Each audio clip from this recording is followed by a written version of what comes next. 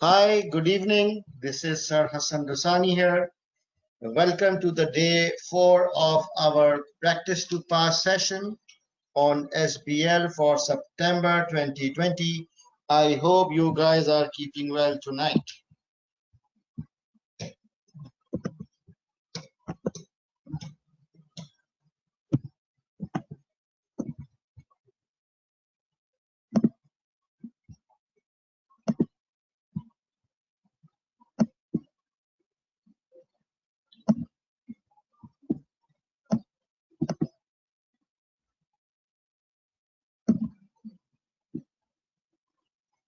Right, so as usual, let's wait for one more minute. Hi guys, can you hear me?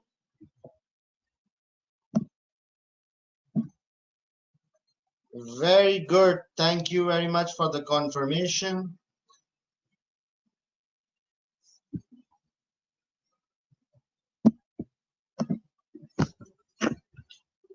Very good. Thank you. So let's wait for maximum one more minute as people are trying to join in, and then we will start with tonight's session.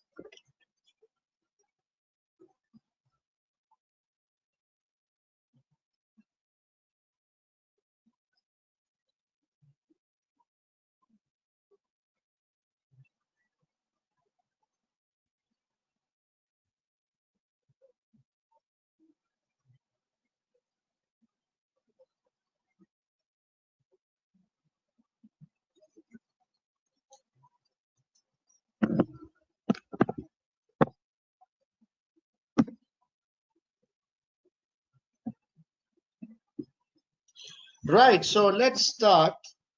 So today's game plan.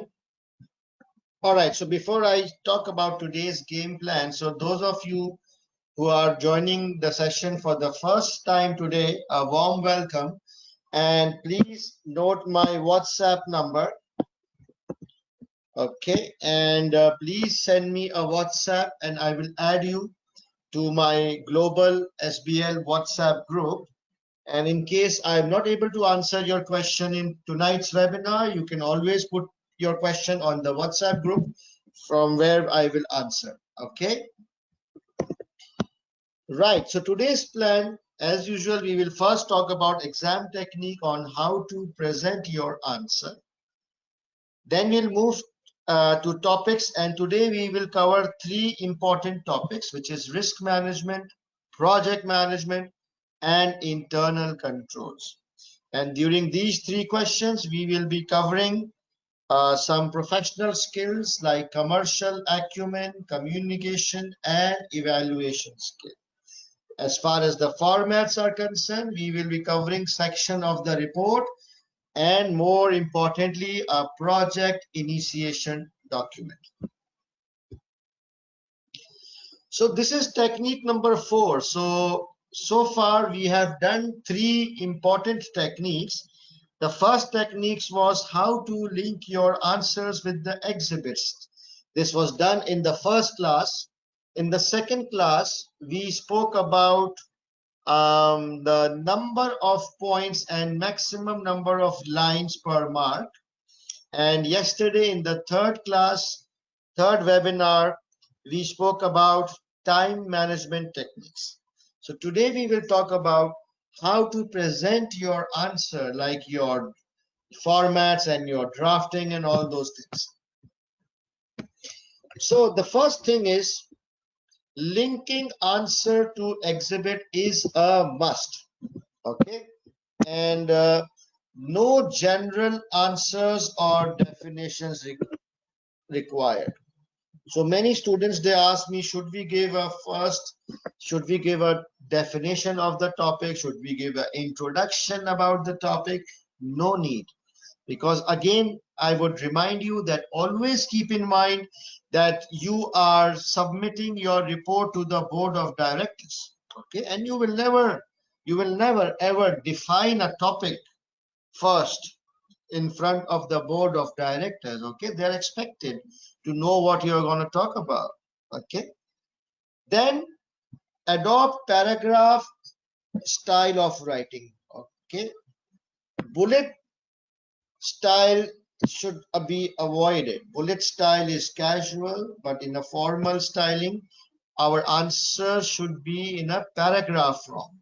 One paragraph should contain 1 point only. So many times the examiner feels that students, they try to squeeze several points under one paragraph. So that one paragraph, the size of that one paragraph is almost 1 page. So can you imagine a paragraph of 1 page? And why is it 1 page? Because people, they put in several points in that one paragraph. They just keep on writing and writing and writing. No, this is not how SBL works. 1 point, 1 paragraph. So if you're going to write 5 points, I want to visually see 5 distinct paragraphs. Okay, and your paragraph should not be lengthy. What should be the size of the paragraph? Around 4 to 6 lines max. And we spoke about it on the second day, right? The size, number of points, and the size of the paragraphs.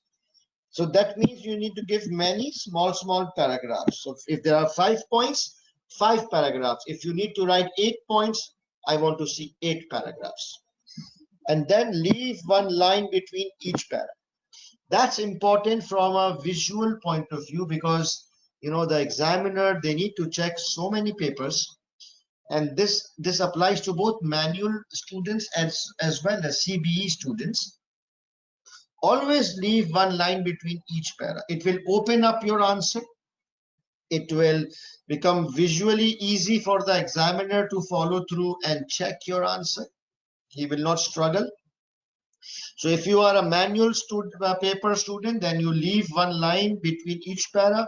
And if you are a CBE student, once you complete a para, you press enter 2 times. How many times? You press enter 2 times. The first time you will press enter, it will give it will go down. Second time you will press enter, it will go 1 step, 1 row more downwards, right? So it will leave 1 space in between. Focus a lot on the format required in the question, and you've seen that in all our 3 days of a webinar. I was very particular and meticulous about the format. It does carry an impact on the examiner. Okay, look for stress words in the case, like very, extremely, significantly, notably. So these are stress words. And if you come across any stress word when you are reading the exhibit, try and use that sentence in your answer. Because if the examiner is placing some importance, if the examiner is saying something like it is competition is, there is significant competition. So he's actually putting a stress word. So you must never miss a point which carries a stress word. Okay. And then lastly, use of models is not mandatory.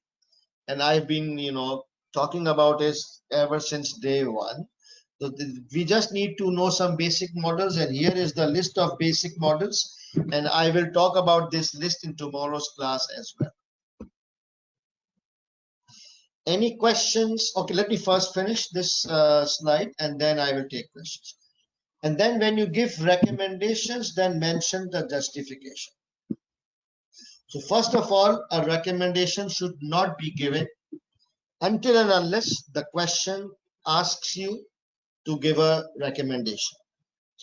And in that scenario, when you are supposed to give a recommendation, then you also need to write a 3-liner justification of why you are recommending what you are recommending.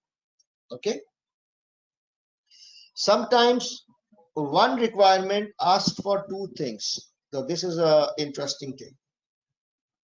Sometimes one requirement asks for 2 things. So in one sentence, the examiner is asking you for two things. For example, I've given a real example here. In one of the questions, the examiner said,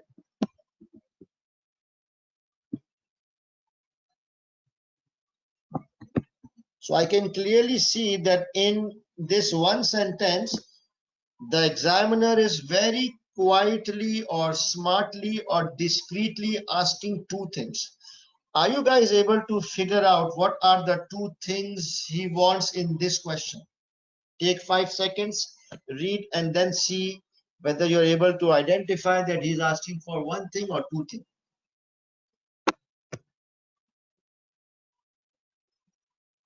Yes, excellent. Role and value. Very good. So he's saying assess the role and value. So role has a different meaning and value has a different meaning. So if you remember yesterday's lecture, luckily we discussed non-executive directors yesterday, right? So role means what they do. They have 4 roles. One is strategy, second is I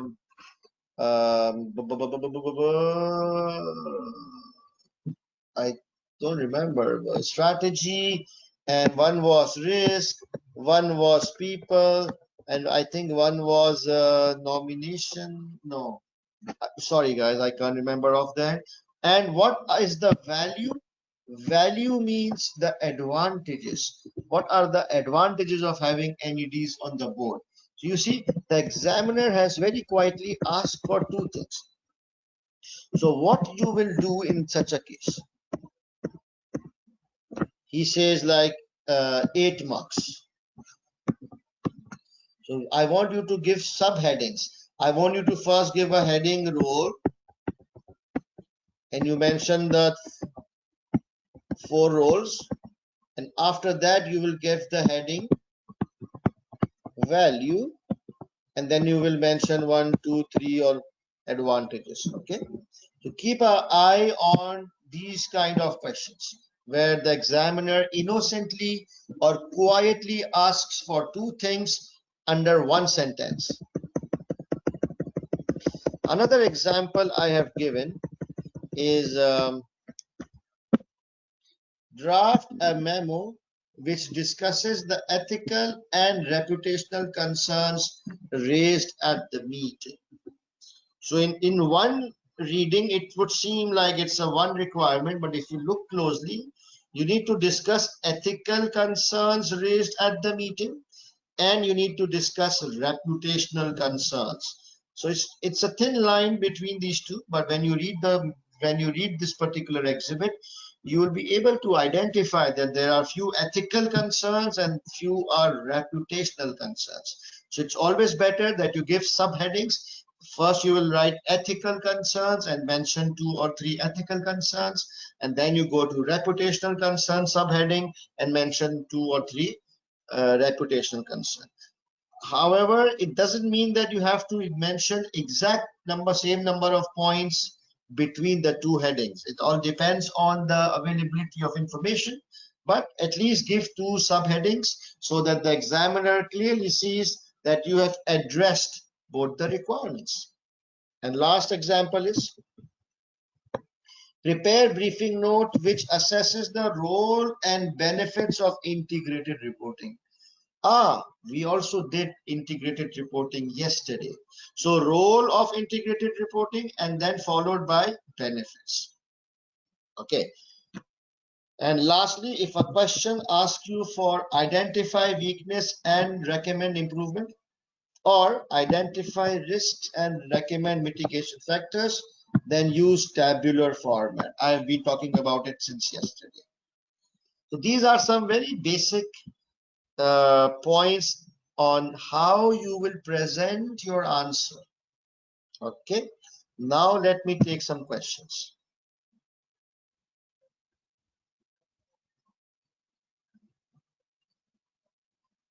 Alia, please, I think you missed the lectures before. 8 points for 8 marks? I never. Please don't confuse other people.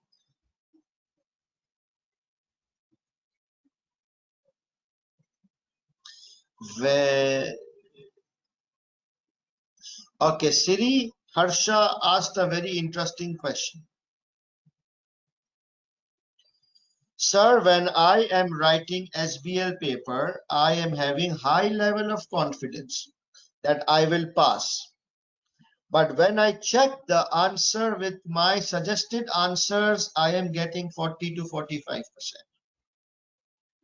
So I believe that you are checking your answers from the suggested answers, provided by ACCA. If yes, then all the answers suggested or published by ACCA are not fit for examination conditions. Those are very, very ideal answers, and the examiner himself mentions many times that those answers are not expected under exam conditions, but the reason why they give such lengthy answers or such detailed answer is so that the students are able to see a variety of angles, so that their knowledge is broadened. So if you are checking yourself, if you are checking your answer with the suggested thing, by the published answers by ACCA, I think if your answer matches 40% with the examiner's answer, you should be safe.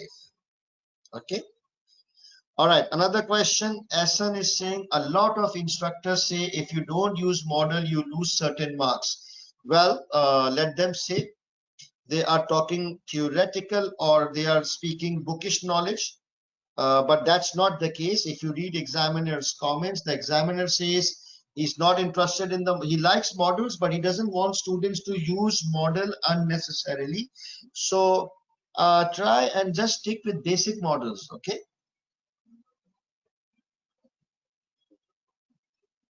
If it was a memo, we will use tabular format too. Yes, please. Even if it's a memo, you will use a tabular format. There is no harm in putting a table in a memo. Sir, it's ACCA recommendation to use tabular format in weakness and recommendation. Yes, it is. Is there a handout for day 5? Of course, there is a handout for day 5, but I'm not going to share it. I will share it tomorrow because there is some interesting stuff in that. So I want people to attend the last day webinar so that they don't miss it. Won't writing bullets be more easier to read? Oh, yes. But again, will you write bullet points to the board of director and to the chairman? I've said 100 and 1,000 times, think like you are submitting your answer to the board of directors or to the chairman. So never, okay?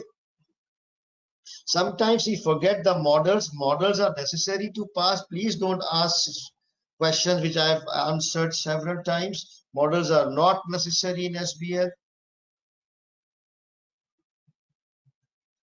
Okay, I think many questions are from students who have not attended my day 1 to day 3 webinars. Roles and responsibilities, that's probably the same things. How can you ask question from the tutor? There is a question box where you can type again. No need for sorry. All right, guys, that's cool. Now let's move. Today we've got 3 big topics, okay? Right, the first one is risk management. Almost all the attempts has a question on risk management. So very, very, very important topic. Now there are 5 possible questions which can come under risk management. Okay, I repeat, there are 5 types of questions or 5 possibilities of questions which may be asked under risk management. The first possibility is the question may ask you to identify the main risks which the organization is facing. So obviously there will be some information in the exhibits, and then you will have to identify the main risks which are mentioned in that exhibit. Okay, So for you to identify, you must be familiar with various types of risks. So if you see this list, I've given a list of the most important possible risks. So in the exam, the examiner expects you to identify the risk and give a proper name to that risk. Okay.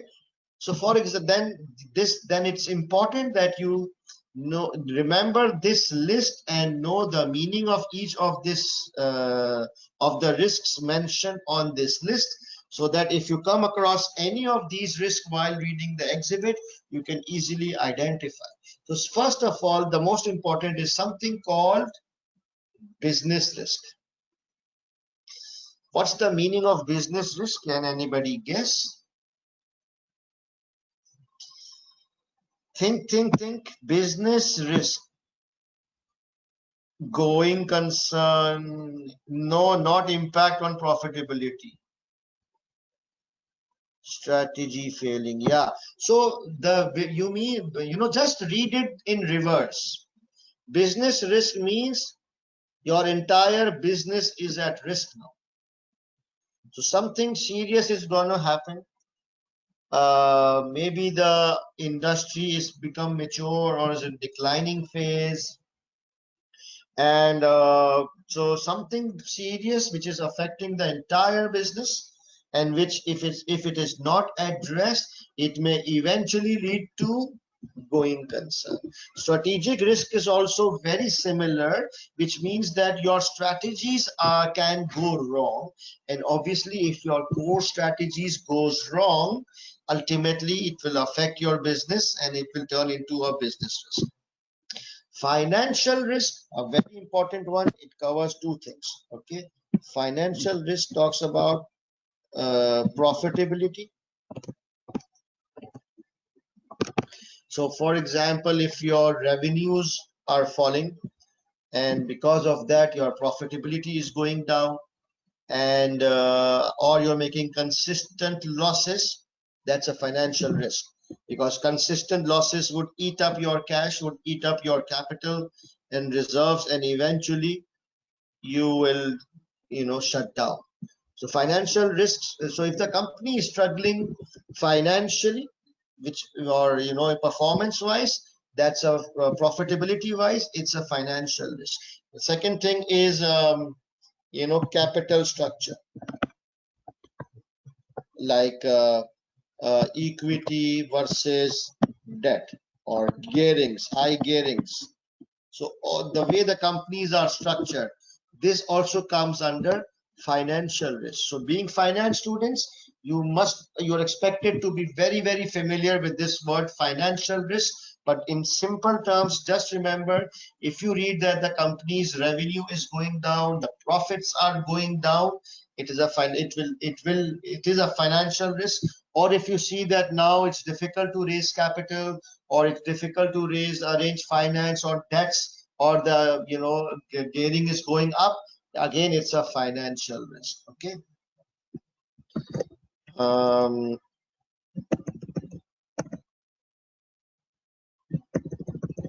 Liquidity risk. We all know liquidity risk means that we do not have sufficient cash to pay our current liabilities, right? Credit risks means that our customers are unable to pay their debts. We are unable to collect the receivables. That's credit risk, and it's gonna affect my cash flows. Okay. Foreign exchange risk. This is applicable in a scenario when the company is either buying goods from foreign suppliers or suppliers based in other countries, or if the company is selling goods to customers who are from other countries. So when there's a difference of currencies, so you are exposed to foreign currency risk. And do you know how you can mitigate foreign currency risks? Either you can take forward exchange covers, or you can hedge, or you deal with your basic currency. You just offer them you do the transaction in your home currency with those guys. Intellectual risks, it is mostly patents and innovation, brand, all intangible, and your very key staff leaving you and walking away with all the strategies and formulas and joining a competitor. It's all intellectual risks. Do I have any questions in these 6 lists before I move to no other ones? R&D, yes, R&D is intellectual, brand is intellectual, derivatives is uh, foreign currency risk, skilled staff, technical, yes, correct. Does having foreign subsidiary can lead to foreign currency risk? Very good question. Definitely yes. Sales depleting under which risk? Mohammed Shamil, you tell me. I just explained very nicely. If your revenues are depleting, which risk will it go to? Financial risk. Okay, when your profitability or revenues is down, it's financial risk. Is there any difference between strategy risk and business risk? Yes, very small difference. Business risk is my business is at risk. Strategic risk is that my strategies may go wrong. And if your strategies go wrong, it will lead to business risk. Credit risk and liquidity risk are relatable. Yes, they are relatable. Intellectual risk, it is risks to your patents, research and development, innovations, and key stuff.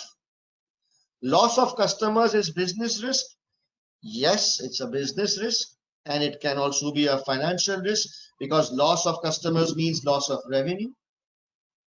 Do we have to give these headings while writing business risk? Huh? Which headings?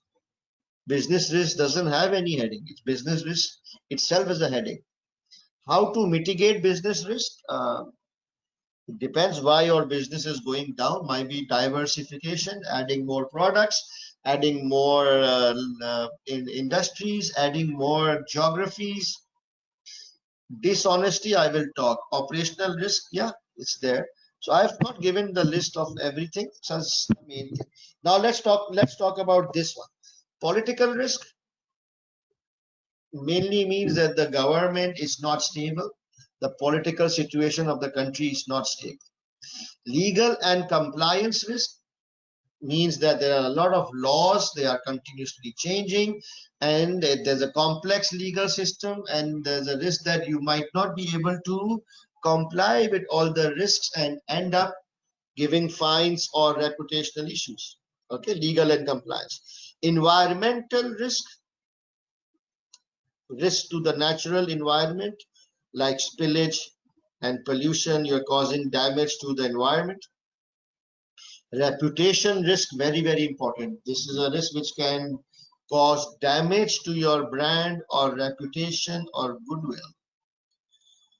Health and safety risk means that this is there is a possible bodily injury or death to your employees or to your customers or suppliers or society around you.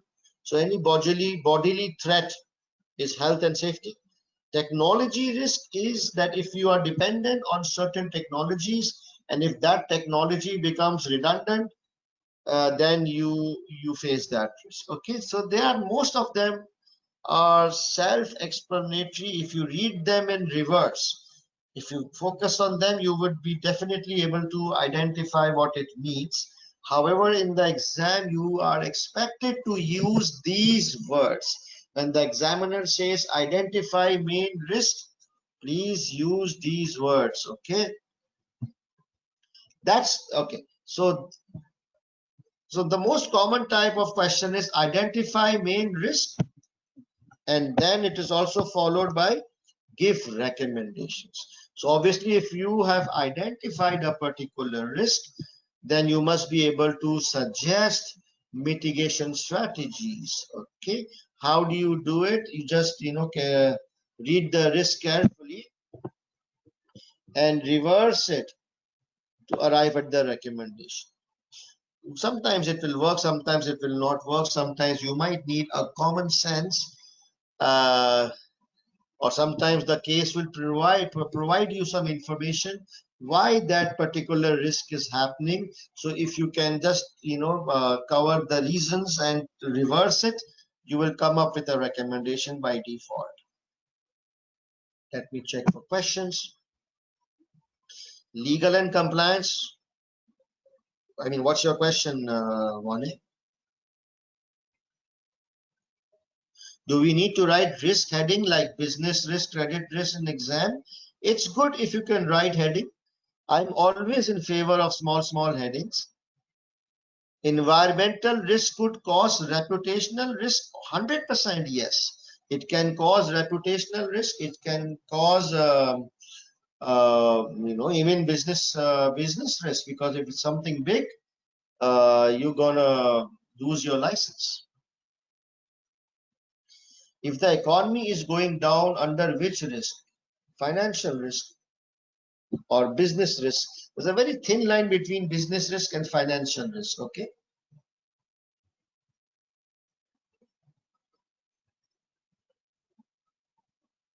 Won't a tabular format seem less professional? No, please. Please follow the tabular format. How is it less professional?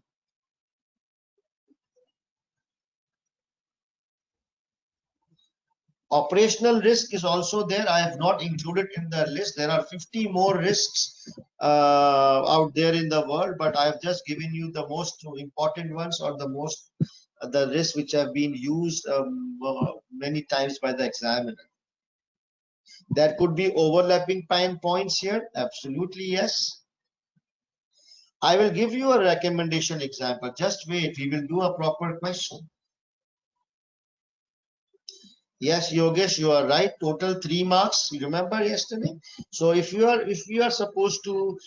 get a question on risk plus recommendation, then we divide by 3, right, to arrive at the number of points. So it's total 3 marks for 1 risk and 1 recommendation.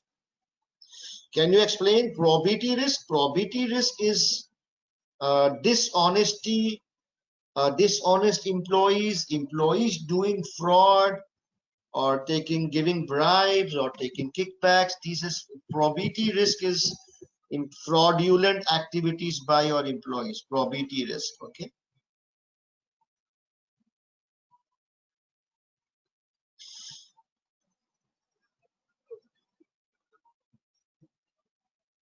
Please ask questions relating to this slide only.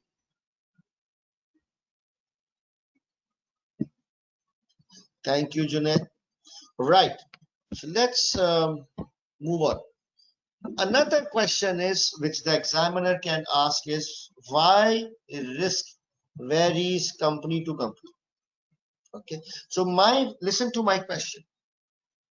My question to you is, does each and every company faces the same level or same type of risks, or does the level of risk varies from company to company? Think about it. 10 seconds. Does all company faces exactly same type of risks, or does the risks varies from company to company? Yes, very good. Very good, guys. You are saying it could vary. You sure? It varies, yeah? All the companies cannot have identical risks. So now what are the reasons why company risks varies between company to company? What could be the reason? Do you think the size of the company matters? Do you think the geographical location of the company matters? Yes. Not all companies are of same size. Not all companies are located in the same city or the same country or the same region. Do you think growth phase of the company matters?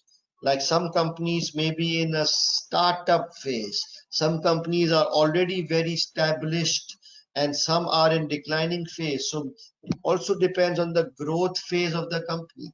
Then you think business model or strategies also matter? Of course. Every company have different business model or different strategies. Some are physical business, some are online, some are following a hybrid model. So also, risk will differ between the companies. And then also the financing structure, like how much capital, how much equity, sorry, how much loan, what's the gearing. So because companies, organizations are not identical, that is why the risks are also not identical. So what was the topic, guys? Why risk varies from company to company? You must remember these 5 reasons, because it depends on the size, the location, the growth phase, the business strategies or models, and the financing structure. Any questions? Yes, very good, easy. Today I feel you guys are more smarter. You guys are getting smarter day by day. Very good. Now similarly, do you think all industry they face exactly same risks, or the risk varies between industry and industry? For example, a banking sector versus oil and gas sector. These are two very broad industries, banking and oil and gas. Do they face exactly the same risks, or risk will vary from industry to industry? Think, imagine banking sector compared with oil and gas sector. Their risks are completely different. So risk varies from industry to industry as well. And what could be the reasons? Because the nature of products are different. It could be a financial industry versus a manufacturing industry. The level of investment can differ. The level of regulations. Some industries are highly regulated. Some industries are less regulated. That is why, the legal and compliance risk will vary from industry to industry. Ecological aspects. Oil and gas has a lot of ecological impact. So there are more considerations. Environmental risks will be very high in oil and gas. Technological aspects, firms like high-tech firms like Facebook and Amazon, who are heavily dependent on technology, they face technology risks. So very easy topic, but in the exam somehow the students, they get confused. So just ask a very simple question in your mind. Does every company faces the same risk? No, right? So and automatically things will start coming into your head. Let me see any questions. Tesla. What will be the type of question? The examiner, the question will simply say why the risks in this particular industry is higher than other industries. Okay, so you will say the risk in our industry is higher as compared to other industries because of da da da da da. You will look at ecological impacts, technological, ecological, regulatory, investments, and the nature of product. Now, risk diversification. So one of the ways where you can mitigate your risk is diversification. Don't put all eggs in one basket. So diversification means spreading. Okay, spread your risk, diversify. Now, whenever we talk about diversification, there are 3 levels of diversification. How much? 3 levels of diversification. How much? 3 levels of diversification. You should never forget it now. The first level of diversification is product diversification. That you add more products. You remain in the same industry, but you add more products. So for example, I'm a I'm a restaurant and I'm selling fast food, and then I diversify at a product level. I start selling bakery items or proper food as well, and juices as well. So I'm adding more stuff to my menu. That's product diversification.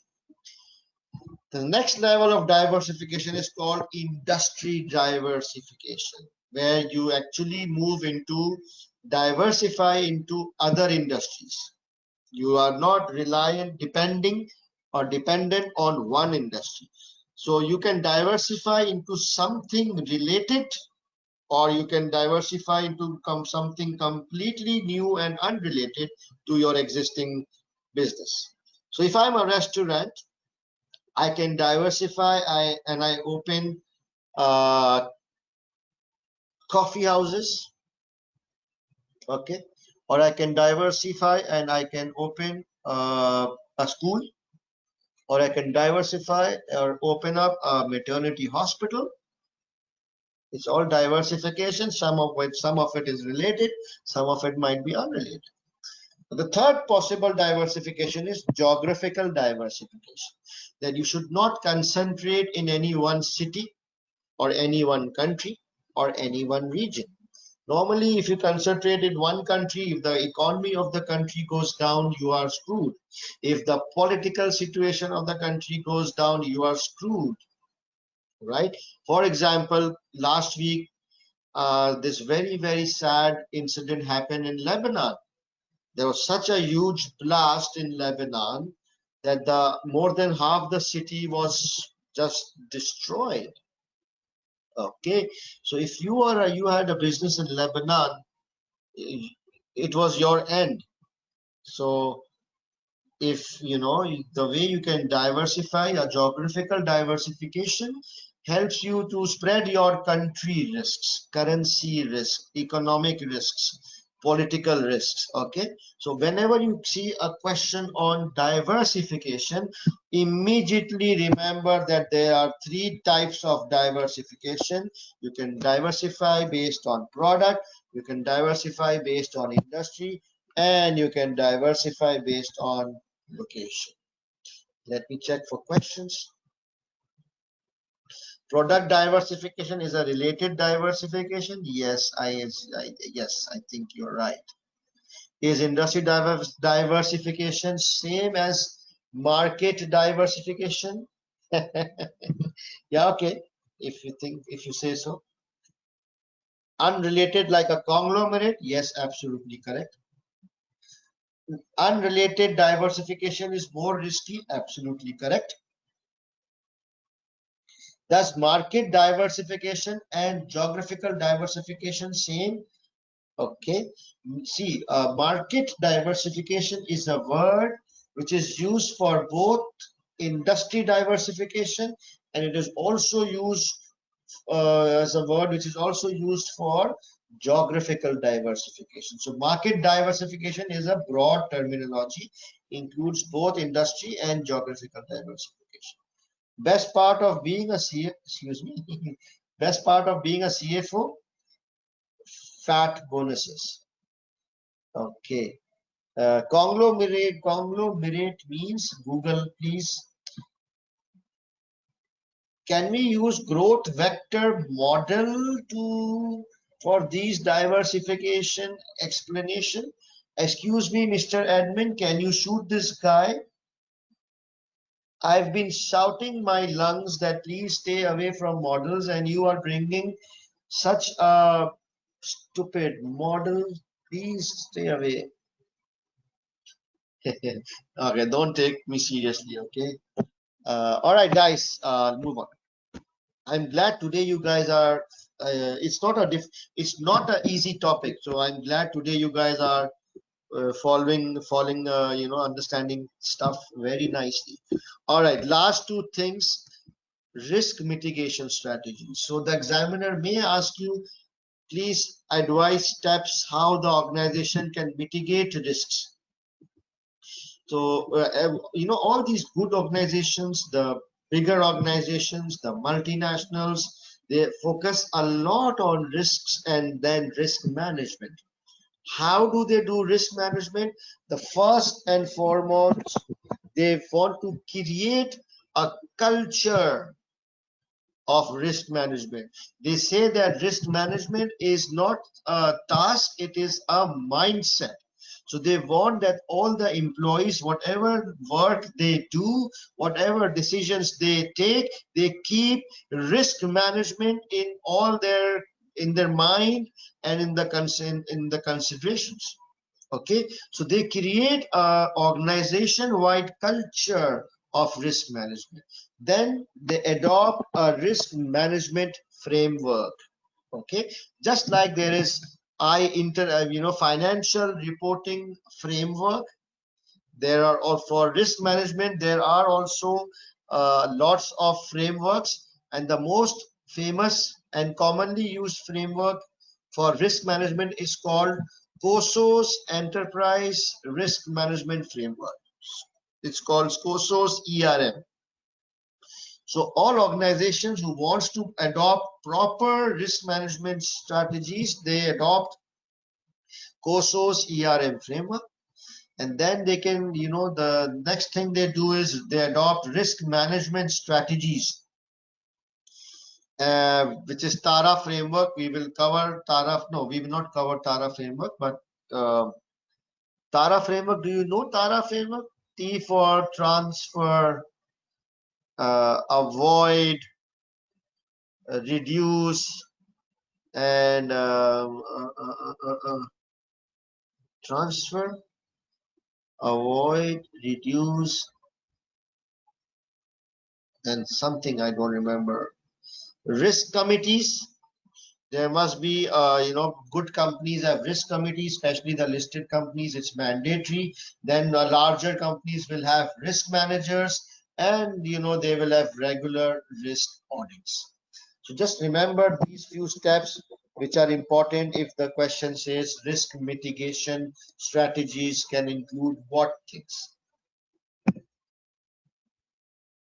TARA is transfer, avoid, reduce, or accept. Thank you so much. COSO for internal control and risk are same. Earlier, COSO covers both things. There are, two broad modules in it. There's a COSO for risk management and COSO for internal controls as well, because internal controls is part and parcel of risk management. Okay. Yes. Do we need to go through COSO's ERM framework? No, please. What is a framework? I am sorry, I should have explained what is a framework. Framework is some guidelines. Okay, so like IFRS are proper, authentic, globally accepted guidelines, right? So IFRS is a accounting reporting framework.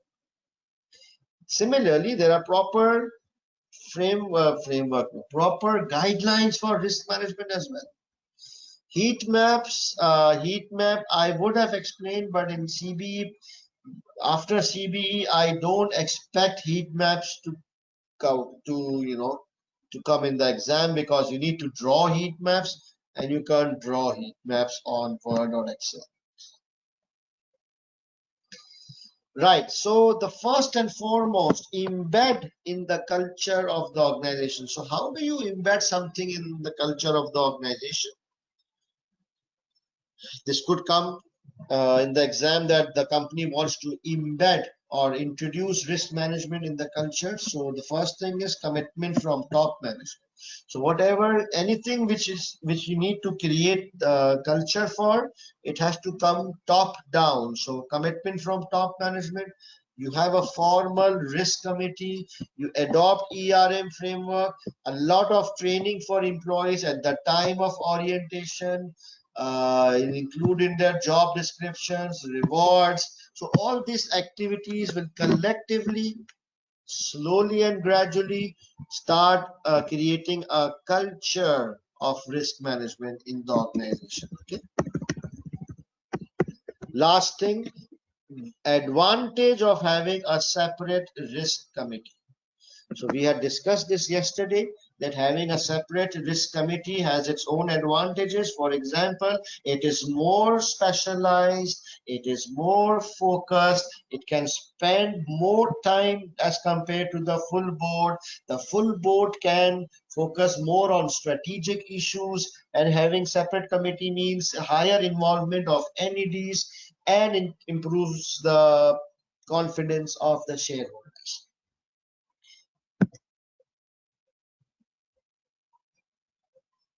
Let me go through some questions. Can we include risk register and risk policies in risk culture? Yeah. Anything which can encourage the environment of risk, anything which can increase the importance of risk management, you can include. Sir, we haven't covered presentation slides. Yes, we will do a question on that tomorrow.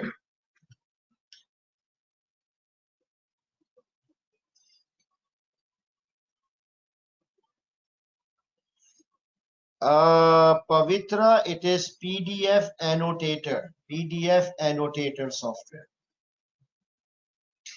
Surprise disclose. No. Tomorrow, okay, I'll disclose the surprise. Tomorrow, the main thing is I will disclose the list of important topics, list of practice questions, and most important, I will discuss some dangerous technical articles which were published a couple of months back, and I expect a proper question on those. And those dangerous technical articles are called blockchain technology and cryptocurrencies. Okay, so we'll talk about it tomorrow.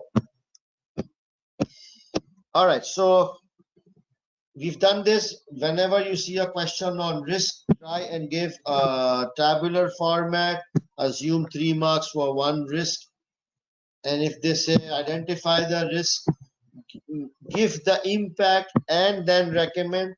In this case, you will create 3 columns and then you will assume 4 marks for 1 point. Okay, 1 point means 1 risk followed by the impact and the recommendation. Right, so let's do one question. Our speed is a little bit slow, so I need to pick up. Exam question practice number 6, topic is risk management, SBL specimen number 1, DCS question number 2A. I think we did this question yesterday. DCS, is this DCS?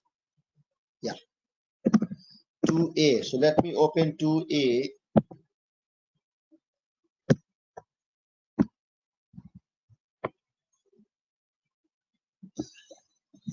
In the October board report, the executive directors refer to a number of factors affecting DCS and the need to choose one of the 2 alternative strategic options. You now need to do the following. Required, draft a section of the report to identify and discuss 3 main risks which DCS company currently faces. Okay, identify 3 risks, plot them on a heat map, and then recommend appropriate strategies to manage those risks using an appropriate risk management framework. So a risk management framework is TARA: transfer, accept, reduce, or avoid. So there are 4 possible things we can do with a risk. Either we try to reduce it, or we try to avoid it altogether, or we try to accept it, which means we just do nothing, we accept it as we go along, or we try to transfer it to someone like outsourcing or insurance or something, transfer the risk to someone else. So let's look at the October report and try to identify 3 main risks.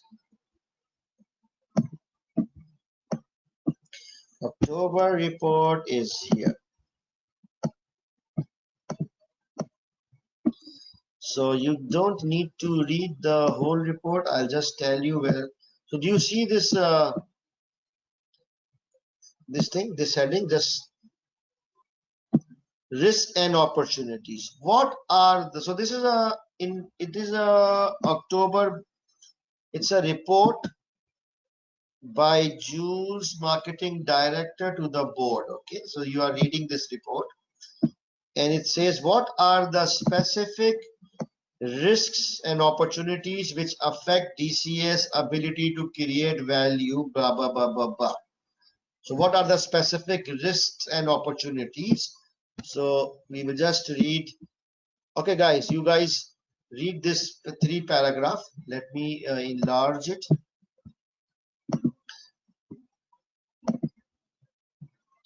Okay, now can you guys read this from here to here and see if you are able to identify 3 risks? Okay, I give you 2 minutes. Time starts now. I do understand that you haven't read the background, so I will help you with that, but first read and then I'll explain.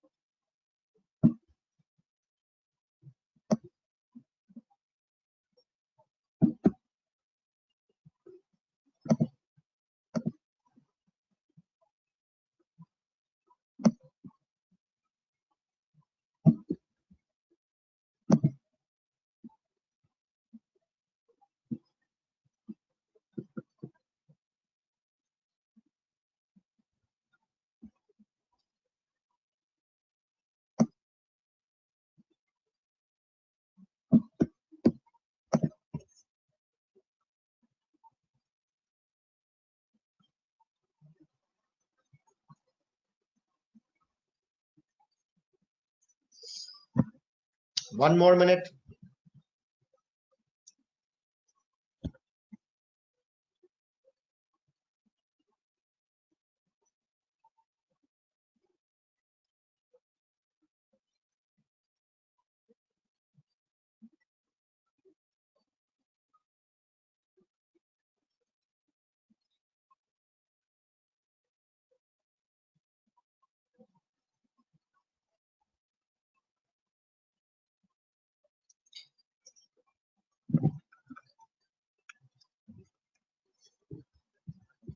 Right.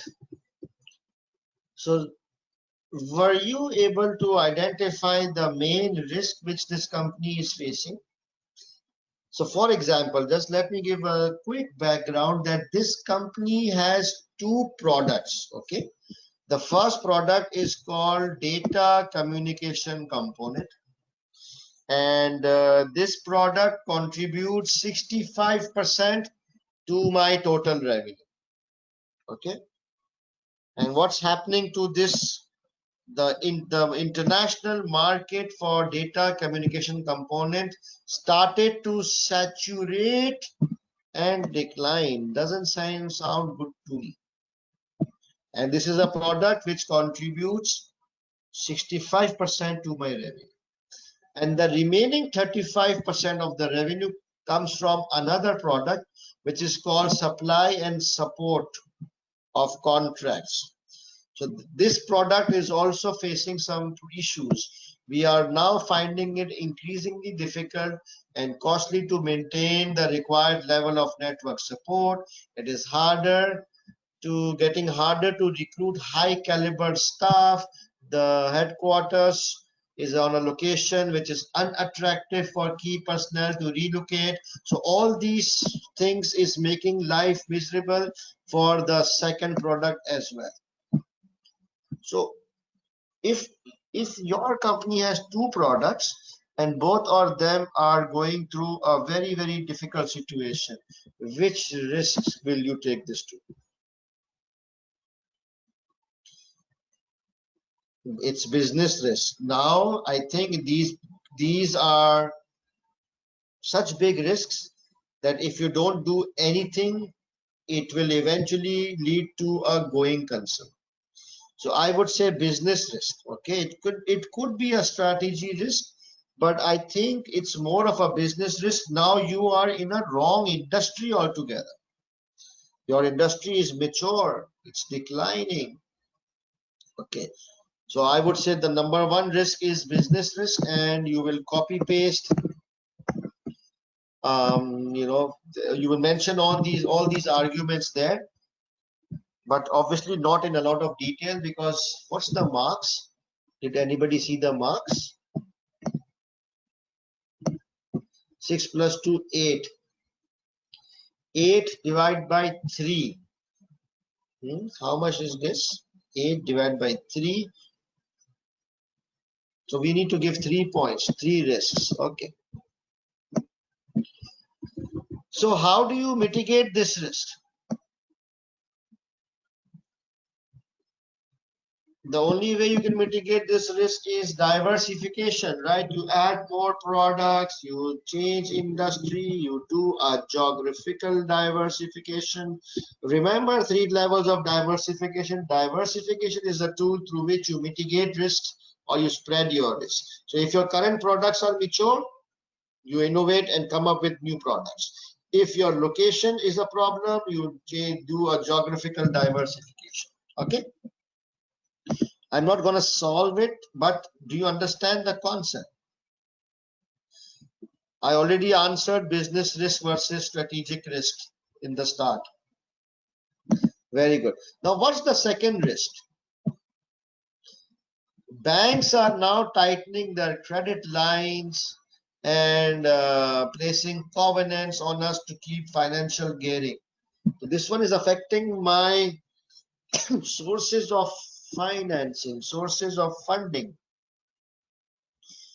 What do we do? Which risk?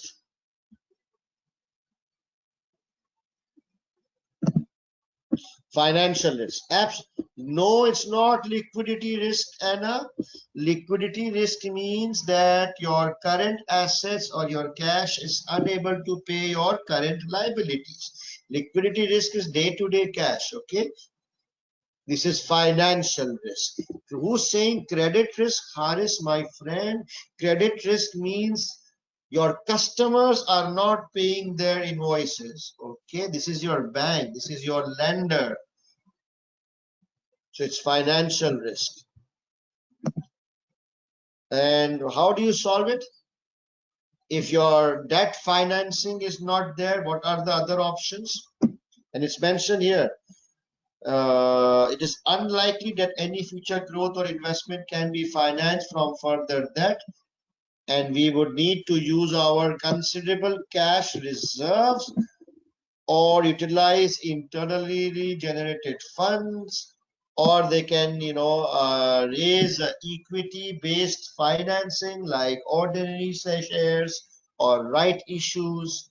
Okay, so mitigation factors are already given to you in the scenario. Let me look at questions.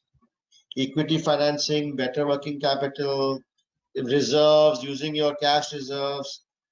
Shilpa, very good. I don't want to.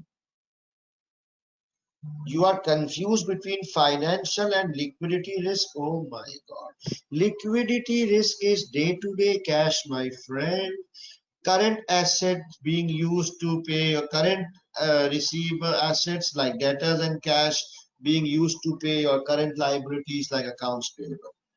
But a financial risk is something much bigger.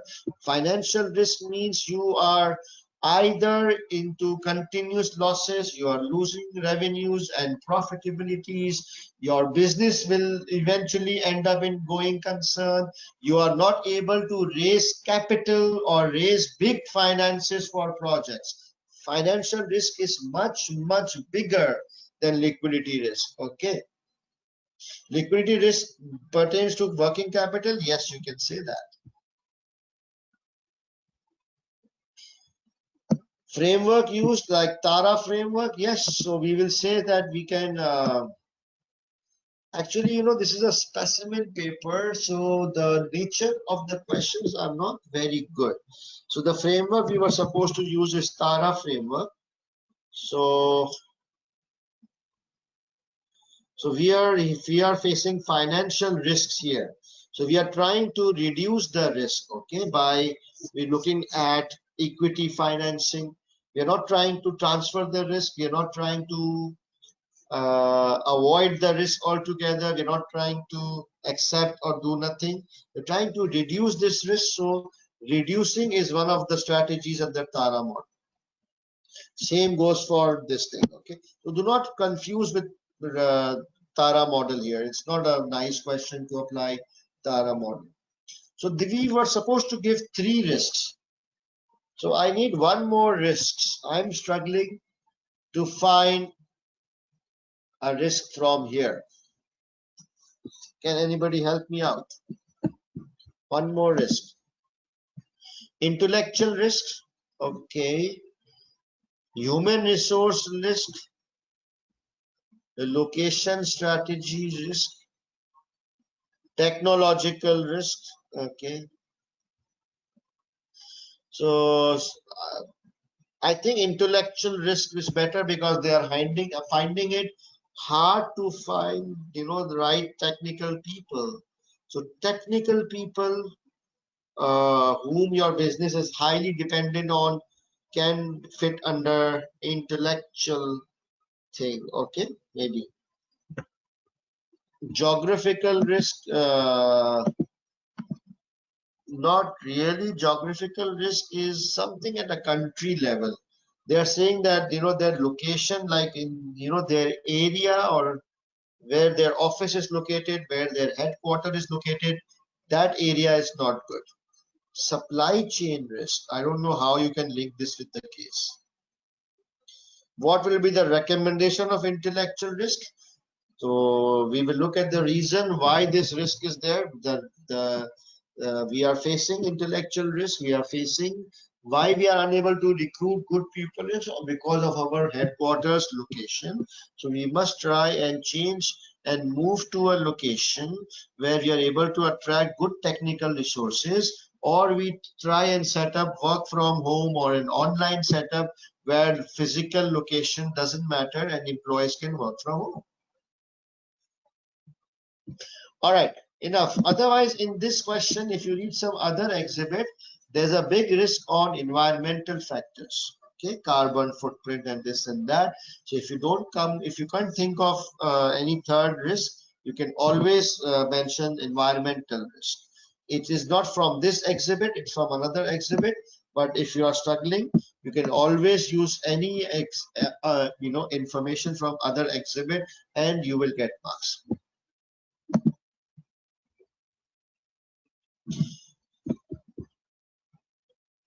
Okay.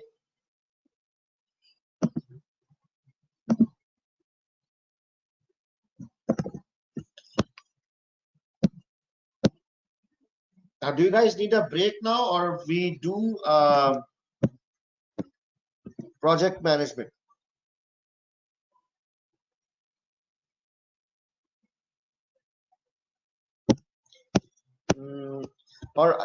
I have an idea. Wait. Project management is a big topic.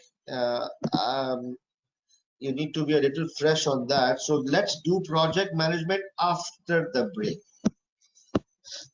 Okay, let's do the third topic first. Internal controls. It's a very small and a very interesting topic, and it will be done in a short while. Just give me a second. I'll just have a glass of water, please.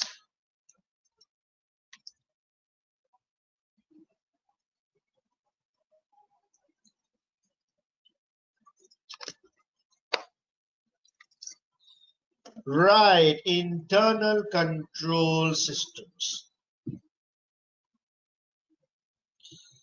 So do you know what is internal control system? There's a stupid definition. You can, let me go through it, but I'll explain to you in layman terms. But let's first read the definition. Okay? An internal control system comprises the whole network of systems established in an organization to provide a reasonable assurance that organizational objectives will be achieved and the assets will be safeguarded. Okay, let me try and explain using a simple diagram. Right, so do you know that all organizations, they face risks? Okay, if you open up a company, it faces certain risks.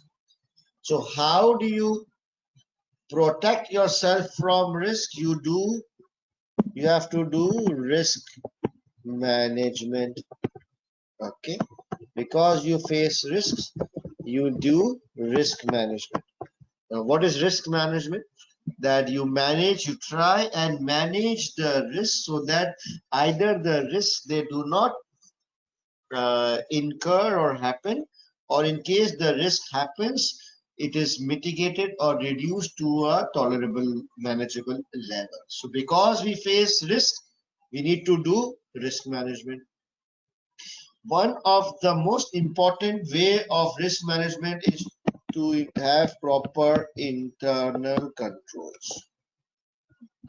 So then internal control means that you have a proper system, proper process of each and every activity, and because everybody follows a particular system or a process, internal controls, they help to minimize or mitigate the risks. Understand? So how do we make sure that internal controls are working properly? We have internal audit function.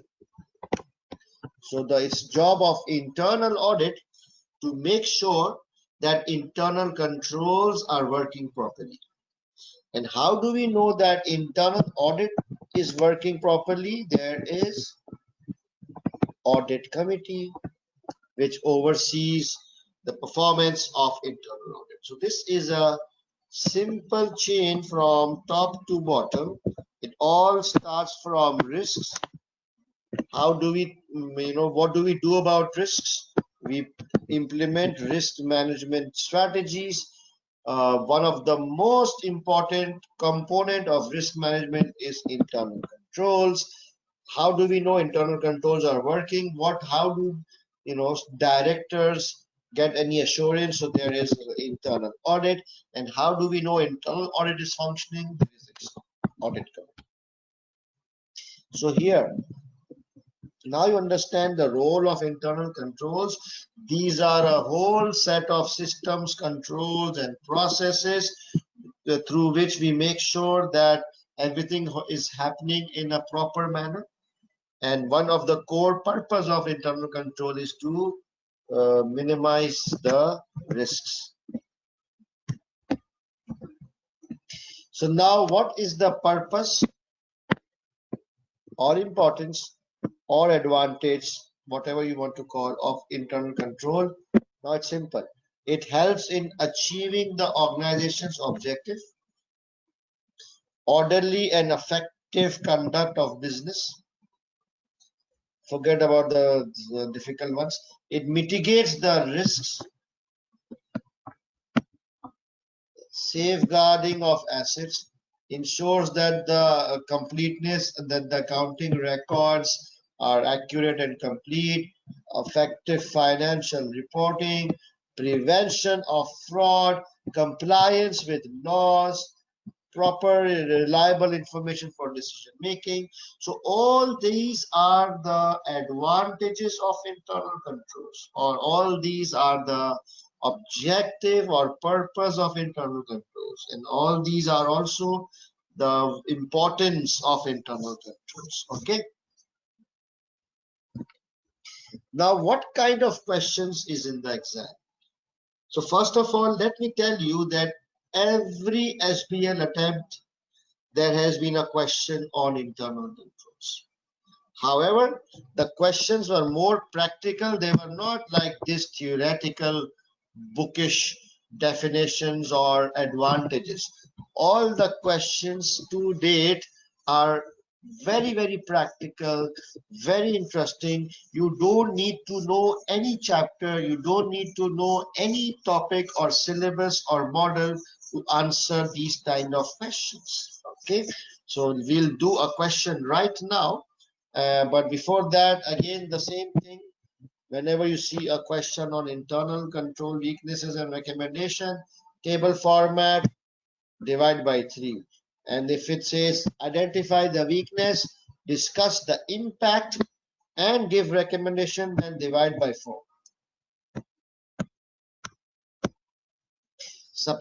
SBL September 2018, question number 3B.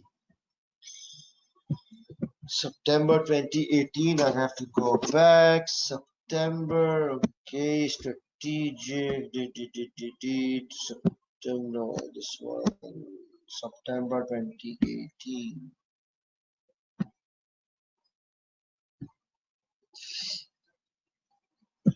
And we need to read the question 3B.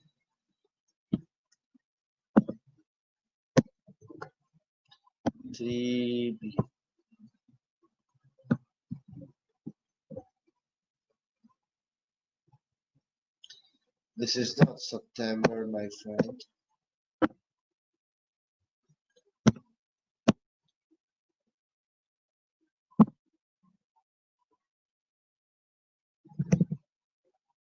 September.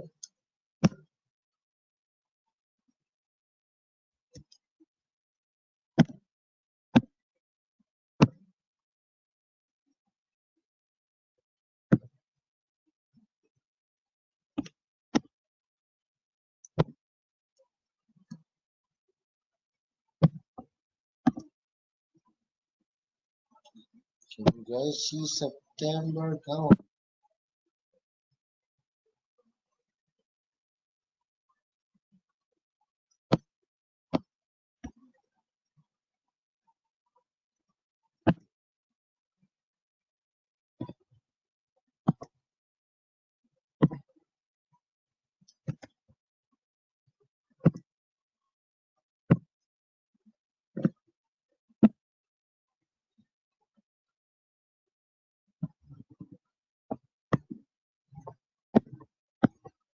Sorry guys, I'm not able to see September 2018, even though it's assigned. Are you able to see on my screen somewhere? Oh, refresh. Yes, yes. Yes, yes. Good idea. Thank you guys. Let me refresh.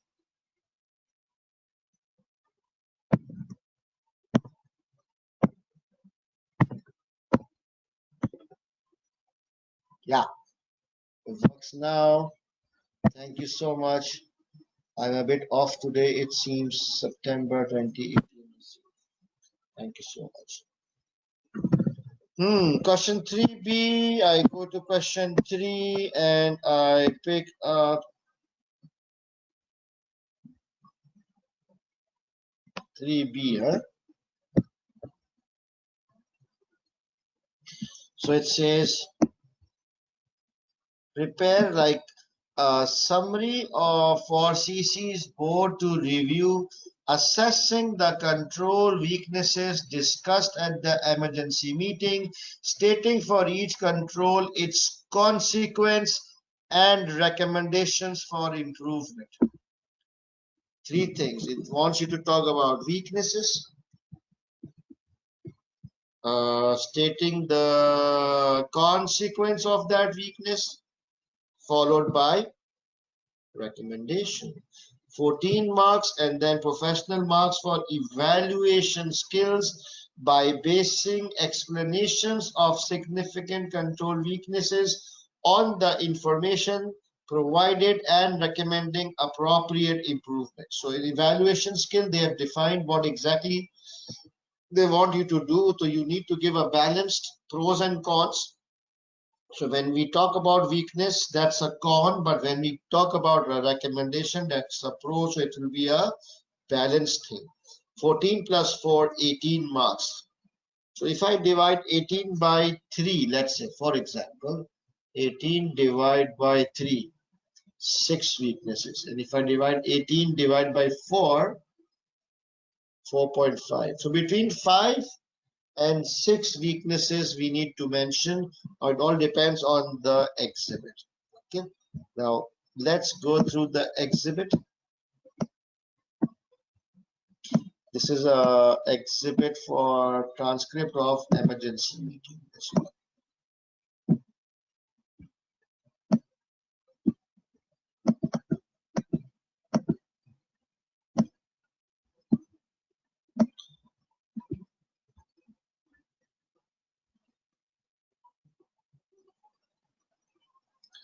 All right, guys, this is a transcript of a meeting. Present is Burton, who is the chief executive, Imena, who is the chairman, Alan is the risk manager, and Pat is the consultant. Actually, your role in this question is Pat. You are Pat, okay? The meeting began at 10 a.m. Burton opened the meeting by playing the following clip from Beatles news program about the break-in from earlier morning. There was a break-in. So you remember this question, Beetle? I think we did this question, right? So this was this company, Cofold Construction, which is building the largest road in a neighboring country called Beetle. Presenter. 2 protesters were seriously injured last night after they broke into one of the construction sites for the new road through the I mountain. So bad thing, huh? 2 protesters were seriously injured because they broke into our construction site. The break-in is an escalation. Why did they break in? It's an escalation of the recent protest against the new road. Protesters have been unhappy that they have not been able to meet with Burton, the chief executive. That's just a background, okay? There's no weakness there. Now let's come here where the weakness is. Burton, I thought that showing the news report was the best way to brief you on what happened, although Alan had found out more since. Alan, I've spoken to our employees and the staff from Solin Security, the security firm in Beetle, which we use. It seems that they both went to deal with the protesters at the main entrance. Imena, were there only 2 security staff on site? Yes, the contract only states that the security post should be manned at all times. Interesting. So I think that the protesters were able to break in because we just have 2 security guards. I just shaded it. Let's Imena. The news report mentioned an attempt break-in last week. Were we told about it?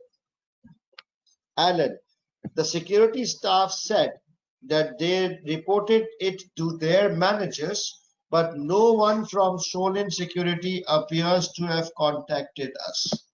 Strange. So there was a break-in attempt last week as well, but the management was never informed. Isn't that a weakness? What do you think?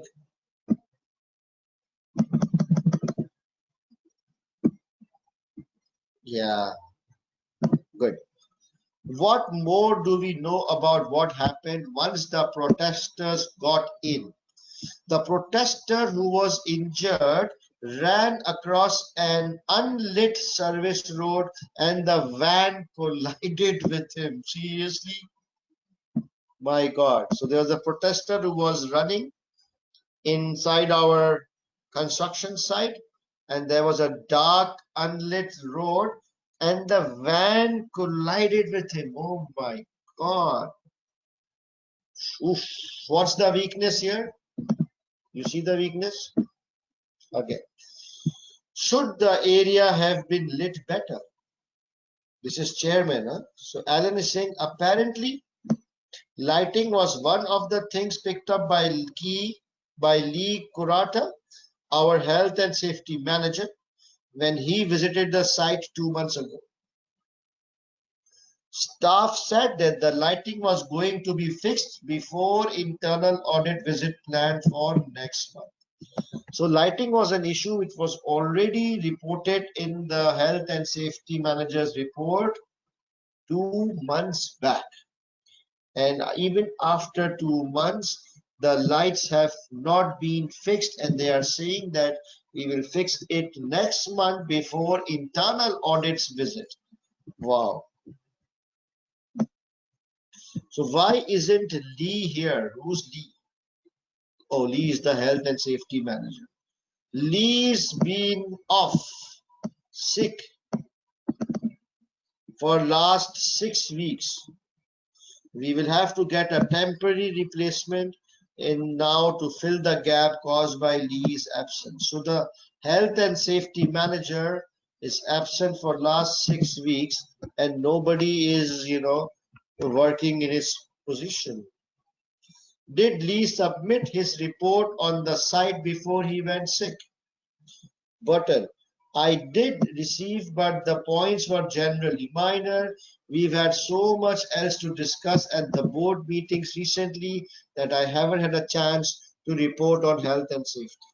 Okay. So this is a point which is supposed to be taken under advantages of having a separate risk committee. Okay, so leave it here. What more do we know about the protester who collided with the van? I haven't spoken to the driver yet, but I have spoken to the security guard who chased the protester. He didn't see the collision, only the aftermath. How about the protester who claimed to have seen his friend being run over? I'm not sure whether he would have been able to see clearly what happened as the lighting was so poor. He had also fallen over a patch of oil which hadn't been mopped up. This was why the guard was able to catch him. Oh my God. So the other protester, he also fell over a patch of oil which wasn't mopped up. Yep, you told me earlier, Burton, that our lawyers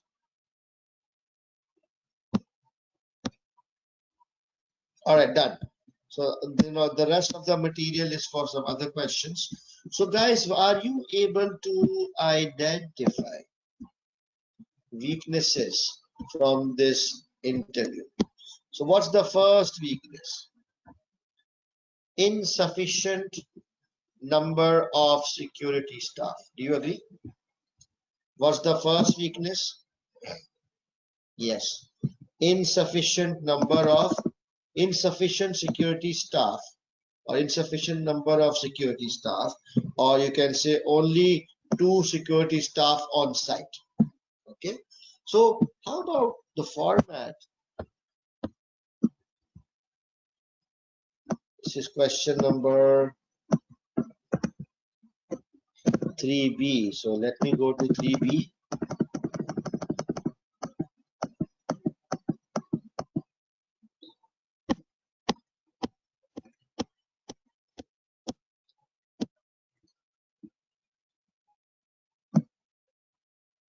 So I'd already done this with a little while, when I was practicing myself. So the format would be, I would like to have 3 columns: weakness, consequence, recommendation, because all these 3 are required in your tasks. So what's the weakness? There were only 2 security staff on site. So what's the consequence?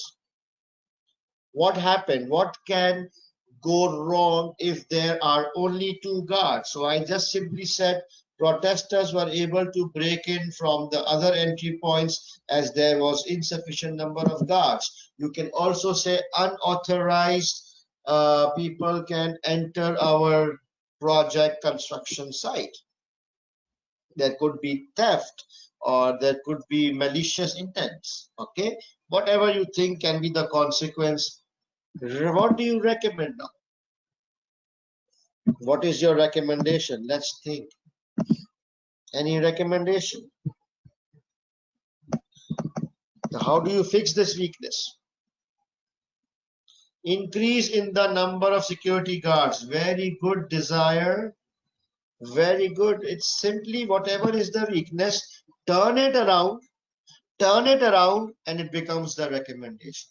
I repeat, whatever is the weakness, turn it around and it becomes the recommendation. Insufficient number of security guard, what will be the recommendation? They should have sufficient number of, or they should have number of guards which is sufficient enough to guard all the entry points and the entire construction site in a reasonable and safe manner. Can we suggest change of security company? No, no, Shilpa, because if you bring another company, they will also give you two guards because the contract says two guards. It is your decision. So the root cause is not the security company. The root cause is that you have been stupid and you just told them you need two guards. So you actually need to increase the number of guards. Okay.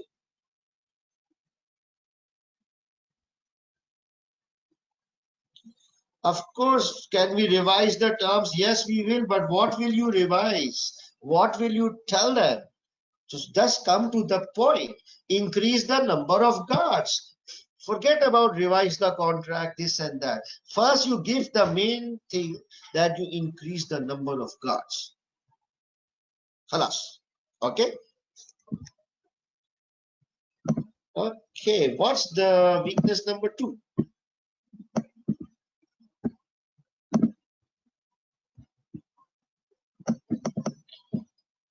The security staff said that they had reported it. Oh, there was some break-in last week. Yeah, sorry, this is not highlighted, but this was break-in last week. But the Cofold management was not informed. So what is the weakness here?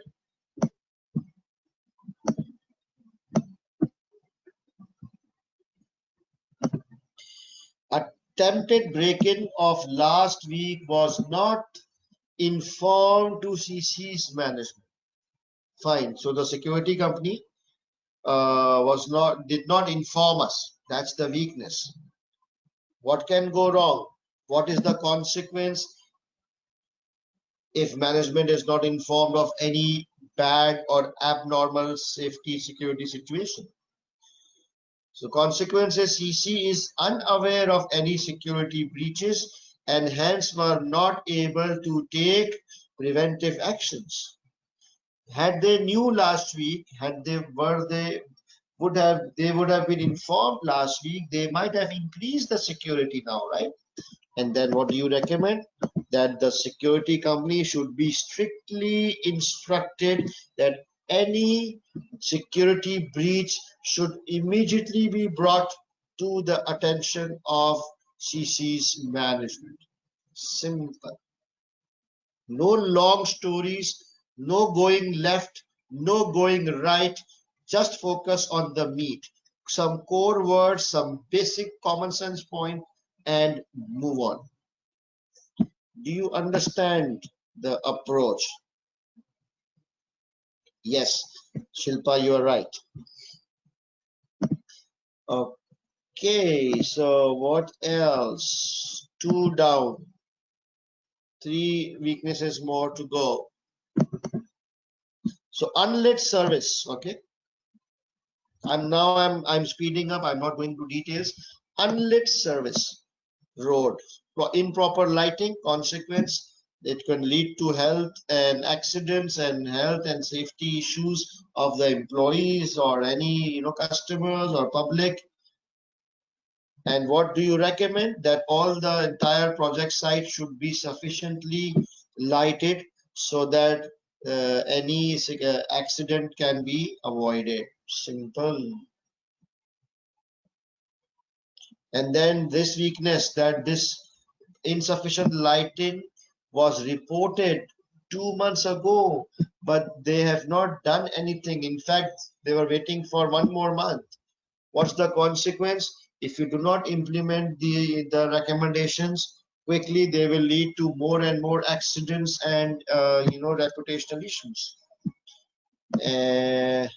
What do you recommend? That all health and safety related reports should be immediately addressed and implemented, and they should not be delayed.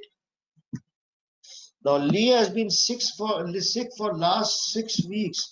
He or she, I don't know, is not reporting at work for last 6 weeks, and nobody's doing their job.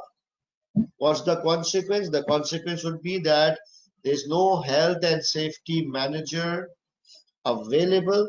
So any health and safety issues will be unaddressed.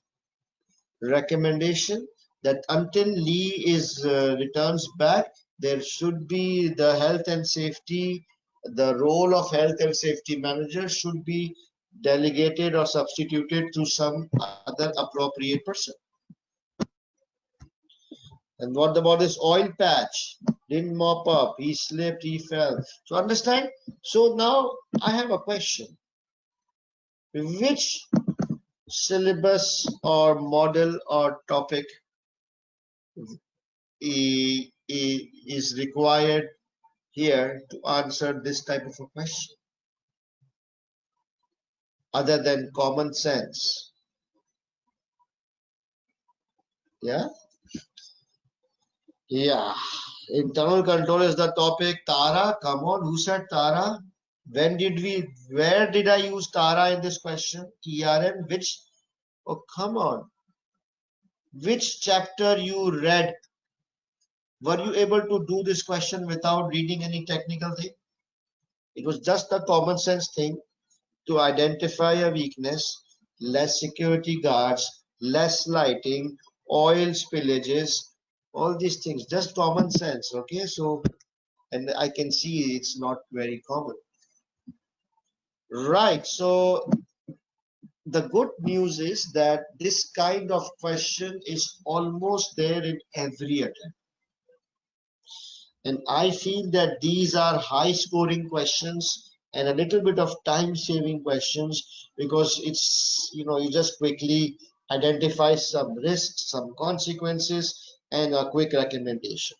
But at least even if it's not time saving, it is high scoring because it's just common sense.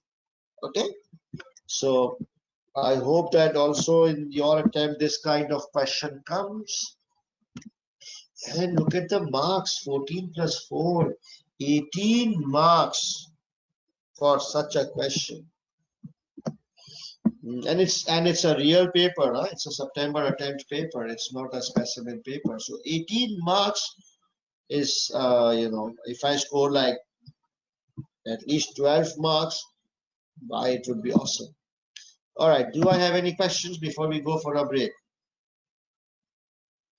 So did we apply evaluation skill? Indirectly, yes, not in proper sense. Evaluation skill means giving a balanced view to the thing, right? The balanced view to the board. So we are talking about weaknesses, then we talked about consequences, and we talked about recommendations. So that's a complete holistic balanced view, right? So in that sense, yes, we did achieve evaluation skill. Mohammed Shamil, good one. Yes, you can, but it's too long, too lengthy. How will you do referencing of this type of question? This is a one-to-one exhibit. Did you attend yesterday's lecture where I said one-to-one exhibit and one-to-many? No, no, sorry. This is not a one-to-one. It is a transcript. There are, so you just mark and you just write question number 3B. You just write 3B up in front of all the weaknesses. That's it. And then, or you can copy paste all the weaknesses under your in your Microsoft Word processor.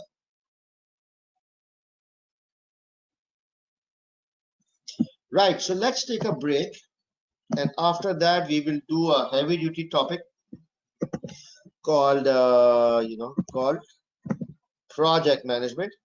It is 10 minutes past 10. So hang on.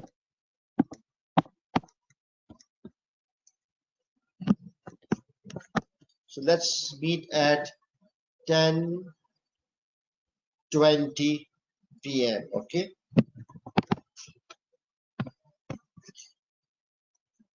My pen is not working, so I'm not able to write here.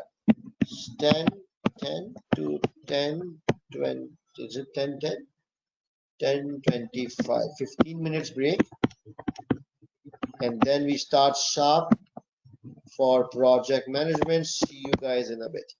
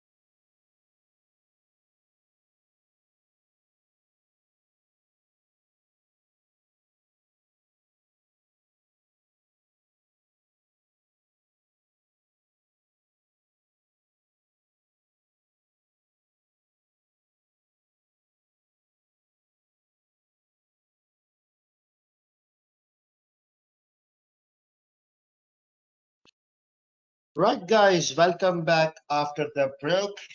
So our last topic for tonight is project management. Slightly difficult topic, and it is also one of the important topics for September attempt. So first of all, what is a project? So a project is a one-off special activity which is other than the organization's usual day-to-day operations or business. Okay, so just remember, project is a one-off non-routine activity which is not part of day-to-day operations. So project is done for something specific. For example, let's say a company wants to expand and they are building another factory.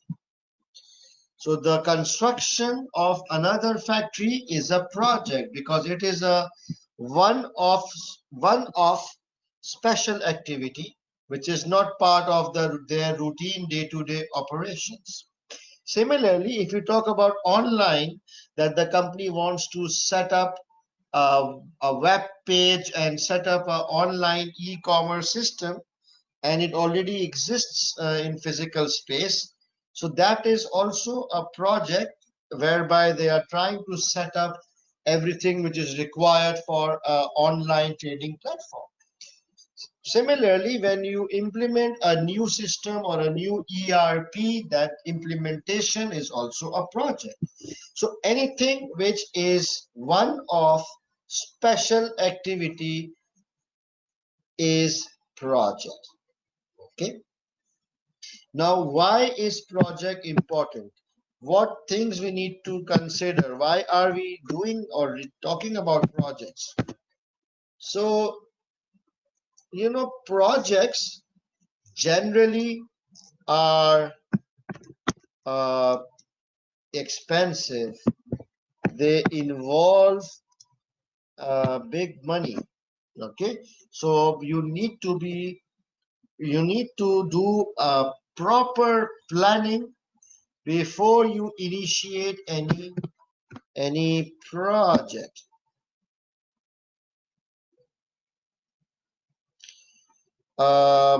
Okay, the second reason is some of my core business strategies depends on a project. For example, one of the core strategy for this year for my company is to invest in online sales. Okay, but in order to in start online sales, I first need to do a setup. I need to do a website. I need to upgrade my systems, all those things. So until and unless I set up the online stuff, I won't be able to initiate my strategy of having online sales. So projects are very, very important for businesses. Okay, so now something which is important, obviously then the board needs to make sure that all projects are controlled properly. Just give me a second, guys. I'm struggling with my marker. Okay, now it's okay. So there is proper project management steps which needs to be followed. You just can't. You need to control a project in a disciplined and a structured manner. Otherwise, the project will go haphazard, it will go out of control, and in the end, you will realize that the project was a big flop, loss of money, loss of time, and loss of efforts. Okay, so what are the key project management steps? First of all, there has to be a formal project initiation document duly approved by the board. Extremely critical step. Because project involve extra money, extra resources. They require money, resources, time, and effort. You just cannot start a project without approval. So normally, most of the projects, or at least projects which are larger in size, are first needs a board's approval. So once the board approves a project, then it can, initiate and move into the execution phase. So the first and foremost step required in a good project management approach is the initial approval. The document is called project initiation document. This document is submitted to the board of directors. They read the project initiation document thoroughly. If they have questions, they will ask. And then if they think that the project is worthwhile, if they think that the benefits stated in the project initiation document is worth the risk and time and investment, they would approve the project. Otherwise, they will reject the project. So in case they approve the project will move further into the next stage. And in case the directors reject the project will immediately be finished and shelved. Okay, do you understand the high level concept? Now, let me look at any questions you guys have.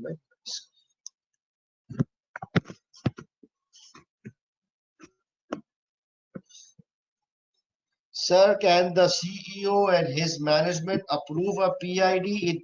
It actually depends on the size, value, nature of the project and what kind of authority the board has delegated to the CEO. But generally, important projects or projects above a certain monetary threshold cannot be approved by the CEO. How is PID different from a business case? I will cover that in the formats. How do we solve a question that talks about tracking project variables? I will talk about that. Sir, who make the PID? Very good question. I will answer that.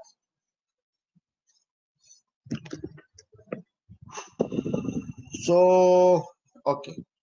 Relevant questions, but I will answer at the right time. Actually, I'm struggling with my electronic pen. This is distracting me. So if you just give me a minute or so, I'll try and fix it. Just give me a minute.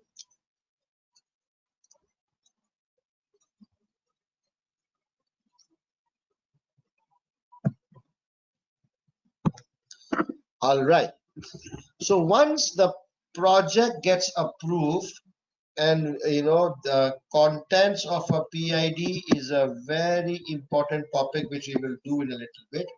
So supposing once the project gets approved, then it goes into the next phase, which is called detailed planning for each task. Okay. So obviously in the first stage, we just look at high level things, high level aspects of the project, which is required to decide, approve or reject the project. Once the project is approved, then only we go into detailed planning for each task within the project.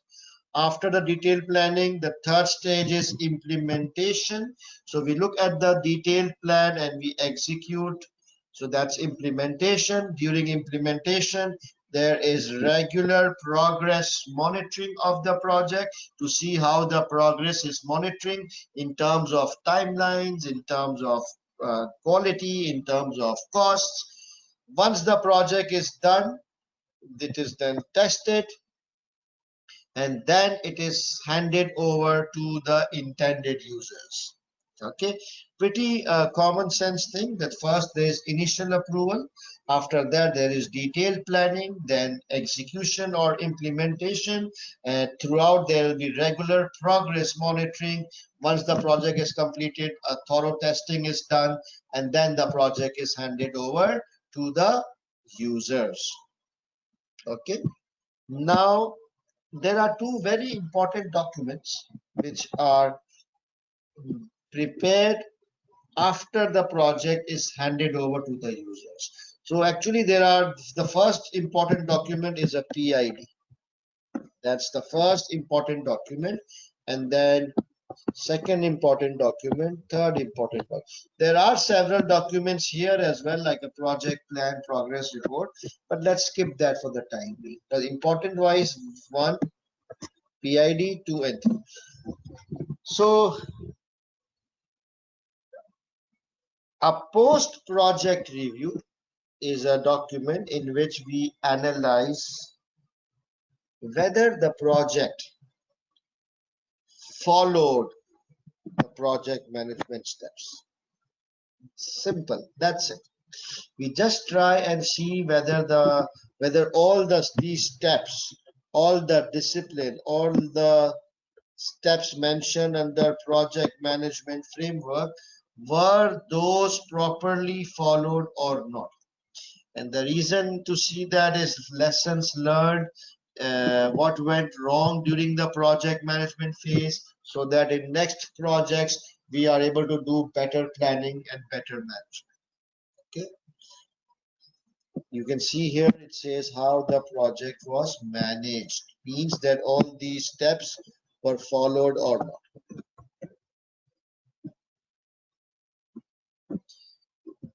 The second important report is called post implementation review. Now this is a very important document.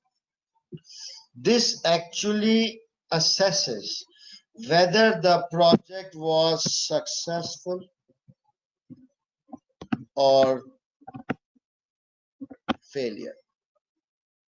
Okay, so can anybody tell me, how can we judge whether the project is successful or whether the project is a failure? I repeat my question. How can we judge once the project is completed and handed over? How can we judge whether the project was successful or it was a failure? Oh, very good. Did it meet the objectives? Effects on the profits? Comparing actual results with planned or expected results. Target is met or not? Excellent, excellent, impressive, guys. Very good. So it, completing a project on time or on cost, that's a small thing.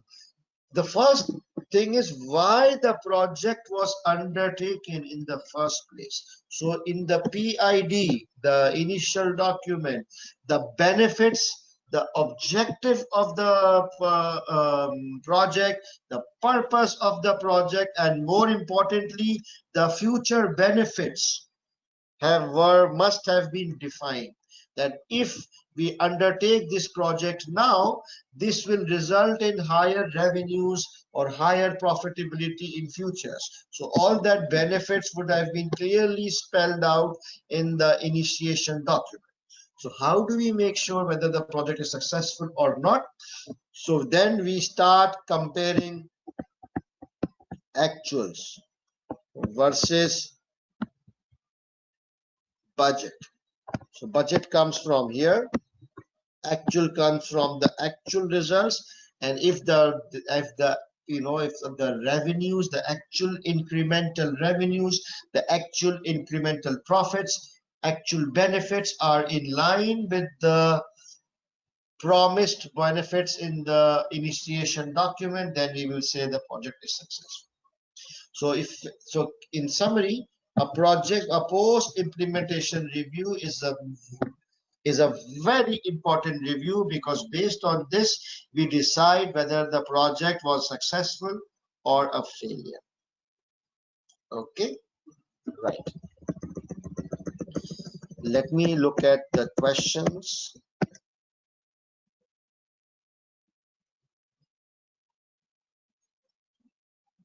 Yes, this is post implementation review. Okay, now when we track a project, okay, how do we track a project from start? So a project starts and it goes, and after, let's say, 3 years or 1 year or 8 years, depending on the duration of the project, eventually it ends. So during this phase, from start till end, how do you track the project? How do you monitor the progress? Okay, so basically always remember that a project has 3 legs. How many legs? 3 legs. So I have seen 2-legged creatures. I have seen 4-legged creatures, but I don't think I have seen a 3-legged creature except projects. So always remember by this stupid joke that a project has 3 legs. It stands on 3 legs. The first leg is quality. The second leg is timelines or duration, and the third leg is cost. It's like a tripod. Okay, those of you who have studied science, it's a tripod.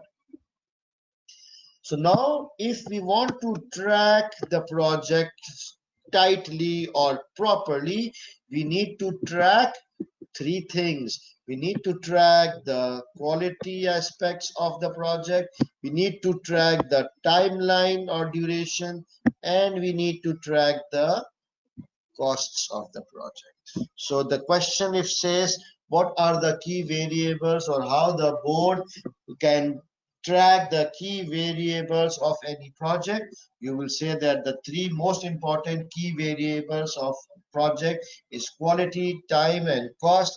And then you will, under each of them, you will explain in the context of the case how the quality is progressing, how the timeline is doing, and how the cost is behaving. Okay, the interesting thing here is these 3 legs: quality, time, and cost. They are most of the time mutually exclusive. Means that if you want to improve the quality of the thing you are constructing, then obviously time will go up and cost will go up.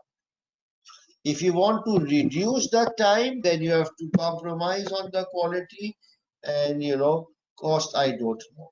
If you want to reduce the cost, then you need to reduce the quality of the project and reduce the time.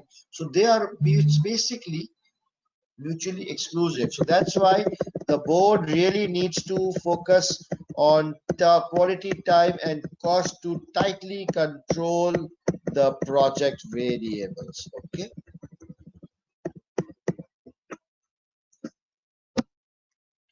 Let me take questions before I move to the last thing. How would we track quality? It seems subjective. Okay, Zafar, I have used the word quality, but in the real life, let's say the project is about the construction of a factory. So there will be milestones, there will be certain steps, building, digging the foundation, uh, construction, the buildings, and installing the plant and machinery. So all these are tangible things. So in real life, you can actually track the milestones of your major activity of the project. That's what I meant by quality. Okay.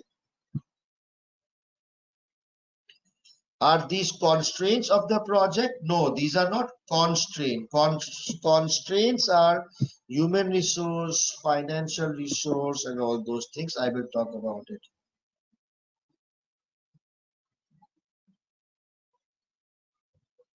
All right. So now so in the exam there was two questions so far. One was on tracking project variables. So if you would have used the word quality, time, and cost in your answer and written like 4 or 5 lines for time, 4 or 5 lines on quality, linking from the case, and there was information in the case, you would have scored full marks. The second type of question which has been asked a couple of times is about the PID, the contents of a PID. So here is a list of contents of a PID, but I will hide it for a few minutes. Okay. Now I want you to think. As I said, that project involves big money, big resources. There are risks associated with the projects, right? That is why large and important projects are always approved by the board before they are executed. Correct? Now imagine that you are sitting on the board of directors. You are the CFO or the finance director or even a non-executive director. Now you are sitting on the board and someone is proposing a project of $1 million. Okay, the project would require initial outlay or initial cost of $1 million. So it's a serious project. And they are now seeking your approval. They want you to take a look at the project and give them approval to proceed and sign off on a $1 million cash for them. Okay. Now, you being a director, what kind of basic information would you expect or would you require about the project to help you understand and help you decide whether you should approve the project or reject the project? So think of 3, 4, 5 basic items you would want to see in a project initiation document so that you can decide to give approval or to reject. 10 seconds. Think of 3, 4, 5 items as much as you can. Payback period, okay. Benefits, okay. Project objectives, NPV, time, constraints, benefits, scope, cost benefit analysis, risk assessments, time, stakeholders, very good. Purpose, I'm just reading quickly your comments. Resources, benefits exceed the costs, risks, reputation, objective, team, scope, time frame, morale, constraints, returns, cost, value addition, stakeholders. Excellent, guys. Excellent. Monitoring, that's a good one. Monitoring, Sudhir, is a good one. No, Sarah. Human resource, review plus monitoring, risk, quality. Excellent. So now let me show you the list. What are the contents of a PA?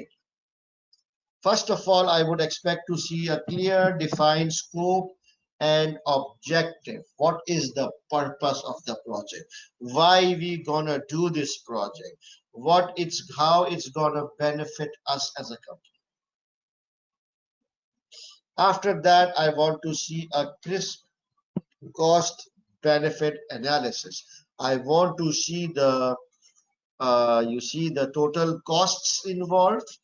And after that, once the project is complete and up and about, what will be the incremental benefits which we will realize in future years? So I want to see a proper cost and benefit analysis, and maybe from that I will calculate my NPVs, my IRRs, because if it's a long-term, multi-year, my paybacks. So all feasibilities, all these financial analysis, financial profitability, rate of returns, all this I want to see. Okay. Then I want to see who are the key stakeholders. Stakeholders are people who are either, are affected by the project or involved in the project or interested in the project. So there are two types of stakeholders. There will be internal stakeholders and external. So I think this list is internal and this list is a list of external stakeholders. Okay.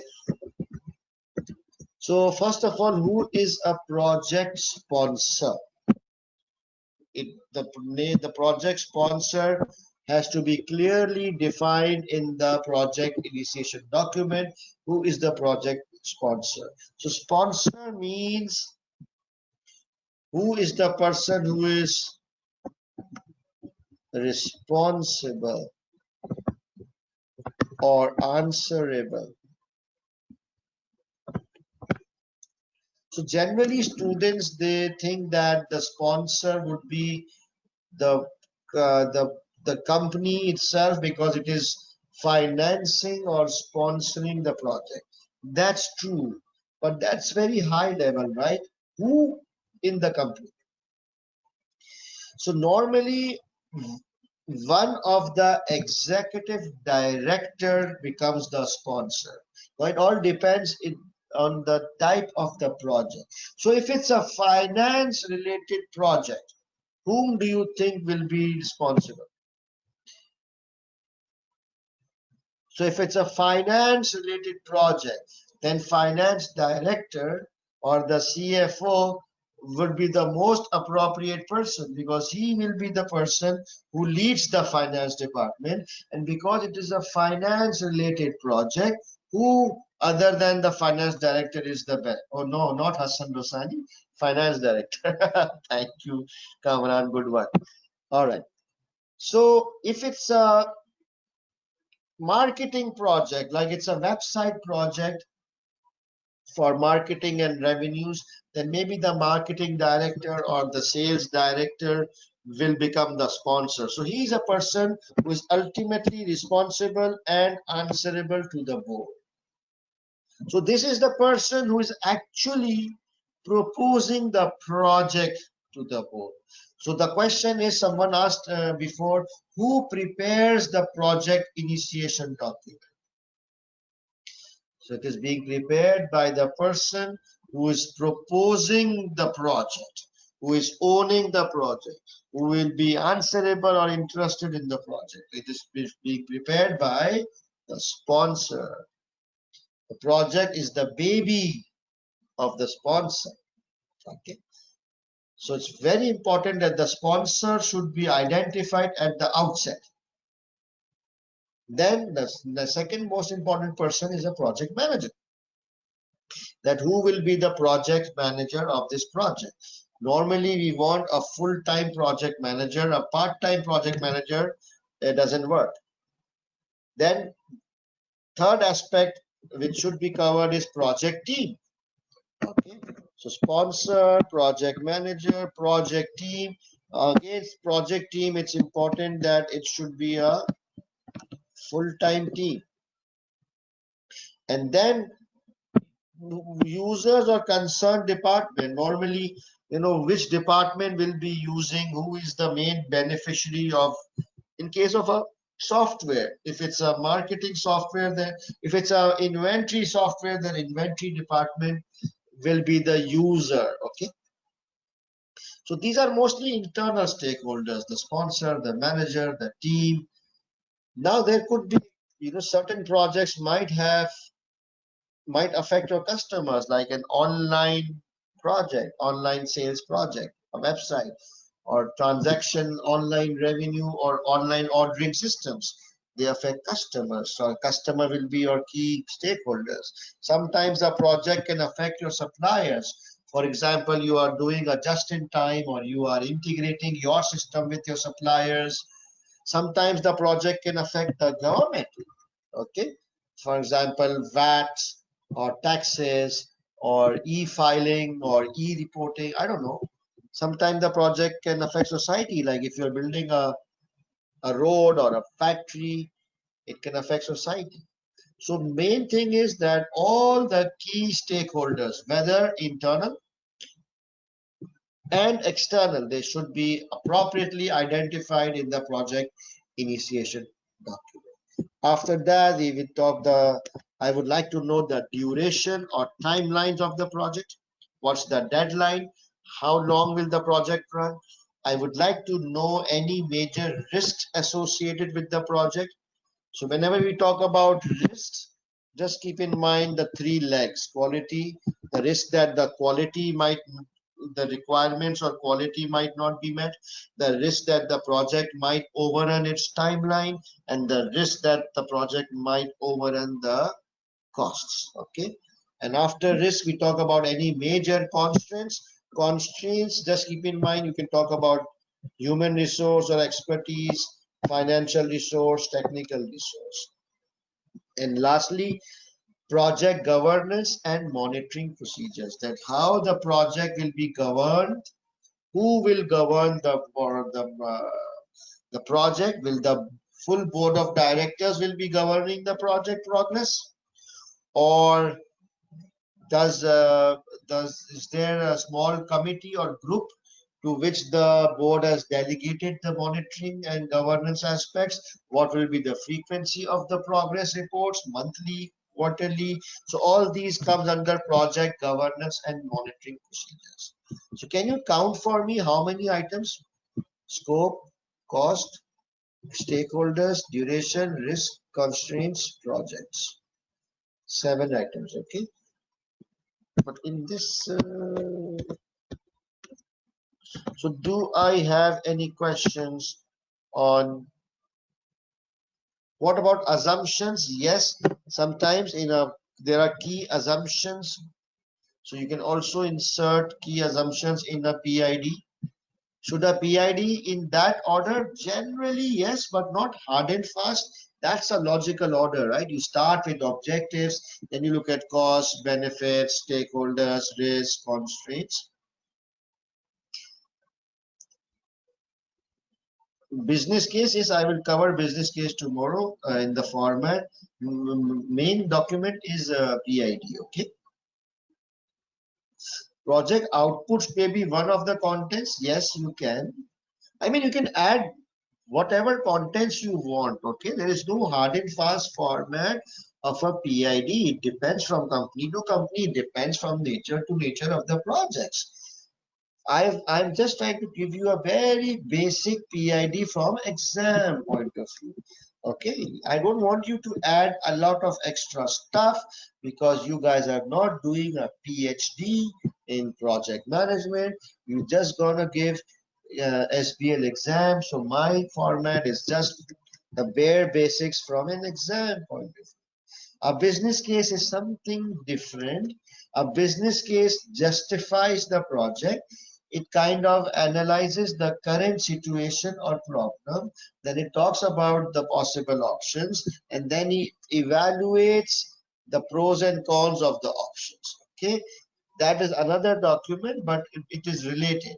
And then a PID is actually a more detailed and a more specific document to for any particular project.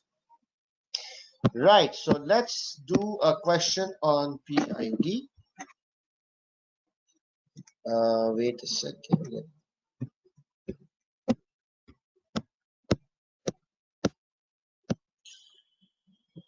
Project initiation documents, SBL specimen number 2, Railco, question number 5B, the format required. Oh, so we had 7 items. Here we have 10 items. How come? Why we have 10 items? The scope and objective, cost and benefit. The sponsor is the 3rd item, then manager, team, and then other than that, I've mentioned like key, so these key stakeholders. So this was 1. Okay. Duration, risk, constraint, governance, and monitoring. Okay, it's very similar except for that in this format I have broken up into 4 items. Okay. Professional skills is communication. That's this format and your layman simple English language. So let's go for specimen 2, question number 5B. We have exactly 30 minutes. I think we will be able to do that before that. I go back. Specimen.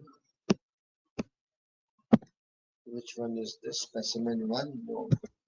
I want specimen 2.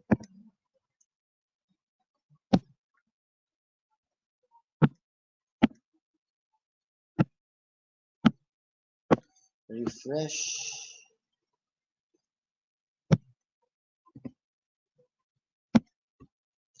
Specimen 1, specimen 2, this one. Start. So you see, when you will start the paper, now listen very carefully, the CBE guys. When in the exam platform, when you will start the paper will not immediately appear. It will first, there will be some instruction, some introduction. So you just press next here. You see the next at the right bottom, you press next, next, next, next, next, next. It says you have not yet viewed the entire screen. Scroll down. Okay, so I scroll down. I go to the end. Acha baba. Okay, okay. Next, next. Okay, you have not viewed the entire screen. Okay, I'll go down. Next. Are you ready? Are you ready to begin your exam? Yes. And then you will reach your paper. Okay. Sometimes if the next doesn't work, you need to scroll down and then it will allow you to go to the next one. Whoa, 5B. So let me click on question requirement 5. It says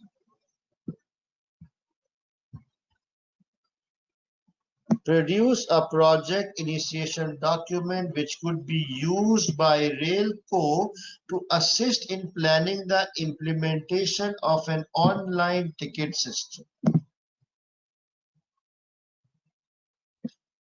So we need to produce a PID of 8 marks, and then there is 2 marks for communication skills of PID, so 10 marks. Okay. So can we quickly first make the format of a PID? I will open a word processor. I will draw a table. Do you remember table here? I click on table. I need 2 columns and several rows like this. I will write here. Oops, no. I will first give the heading task 5. We always remember to give the headings because all your questions are supposed to be done in the same Word document. Okay, there is no separate document for each question. So don't ever forget to give the question number, otherwise the examiner won't know where you are starting and where you are ending the question. You will give the heading project initiation document, you will select, you will center, you will give heading 1, underline. Okay, now after that I will insert the table, 2 columns, several rows. I will write here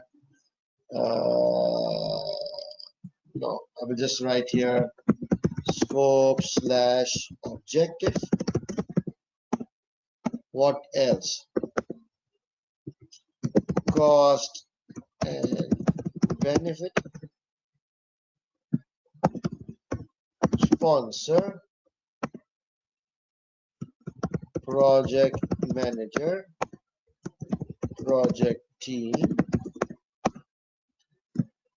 Duration. Key risks. Constraints. Governance and monitoring. So these are the standard minimum items in a project document. I will resize the column. I will just drag it and bring it here. Maybe I select all and change the format to paragraph heading 3 so that it becomes a bigger, more openness is there from a presentation point of view. Okay. All right, maybe I just select this column and make it paragraph 3. Yeah. So now format is ready. Let's read the background. So you are a project manager working for the Director of Projects and Infrastructure of Railco. Okay, got it. I will highlight it. That's my role. And whom do I work for? Director of Projects and Infrastructure of Railco. So I'm also an employee of Railco. The Director of Projects and Infrastructure is putting forward a proposal to the Board of Directors of Railco for a project to invest in an online ticket sales system. So what is the project for? It's a project to invest in a online ticket sales system. The project should be fully operational within 12 months. Okay, another important information. But would need to be undertaken by an external firms of developers, as Railco does not possess the internal expertise. So who will be like, running this project? External team of developers. However, Railco would manage the project. So we will manage, but the team will be outsourced, like from external firms. Very interesting. So now with this limited information, can I try and make the PID? So the first one is, it says the project's a project to invest in an online ticket sales systems. Where can I copy this? Where can I fit this? Can it go under cost benefit?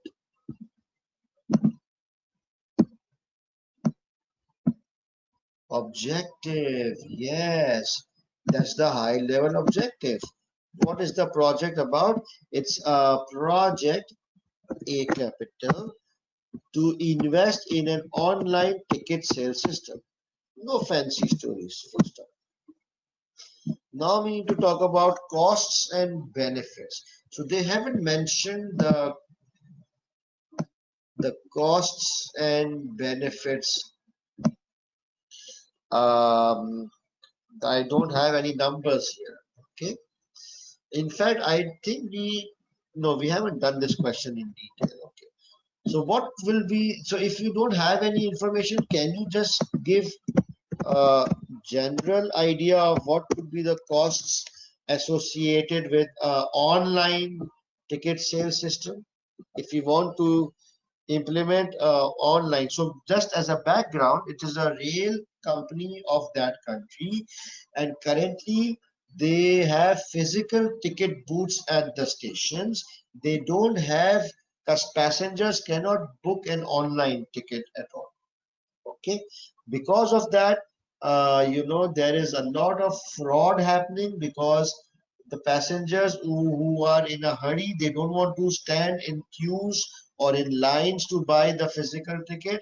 They just get on the train without tickets. And then the company feels that if we offer online tickets options, then customers will buy tickets. So because right now they don't offer online ticket buying system, there's a lot of fraud, or can I say revenue leakages, in the sense that customers are not buying tickets and just riding the trains for free. That's the background. So now they want to implement an online ticket sales system. So there will be a hardware costs, correct? You need larger servers and etc. There will be a website development costs, right? We might need to upgrade our IT department, because now we have an online system. Upgrade IT department. Maybe we need some. I think it's enough. How about some benefits? So listen, I don't want benefits which are non-monetary. When we talk about this section, cost and benefit, it has to be monetary benefits, so that you're able to calculate the NPVs, the IRRs, the paybacks.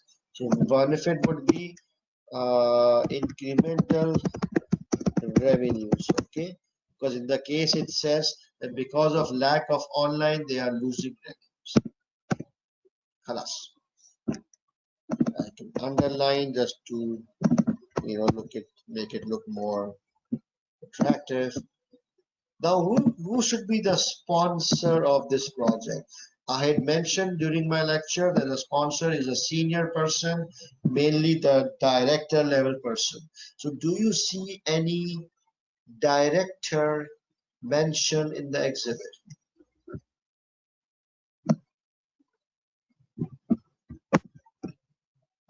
Okay, as simple as that. D capital. Okay, so I'll go at director of projects and infrastructure of Railco. No need because it is an internal document.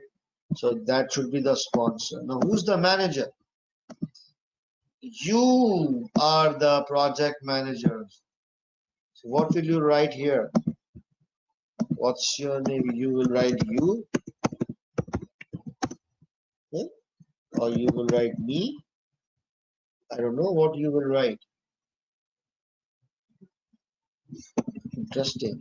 Project manager, maybe myself, SBL student.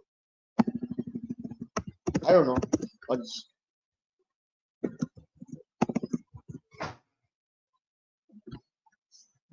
Now, project team. What information is given on the project team? It would need to be undertaken by an external firm of developers, as we do not possess internal expertise. Control C, put it here. Project team will be project will be undertaken by an external firm of developers, as we do not possess the internal expertise. Duration 12 months.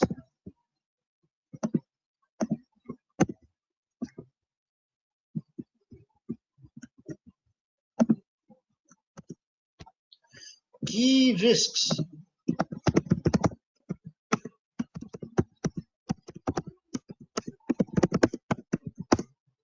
Okay, so can you think of something? What can go wrong with the software?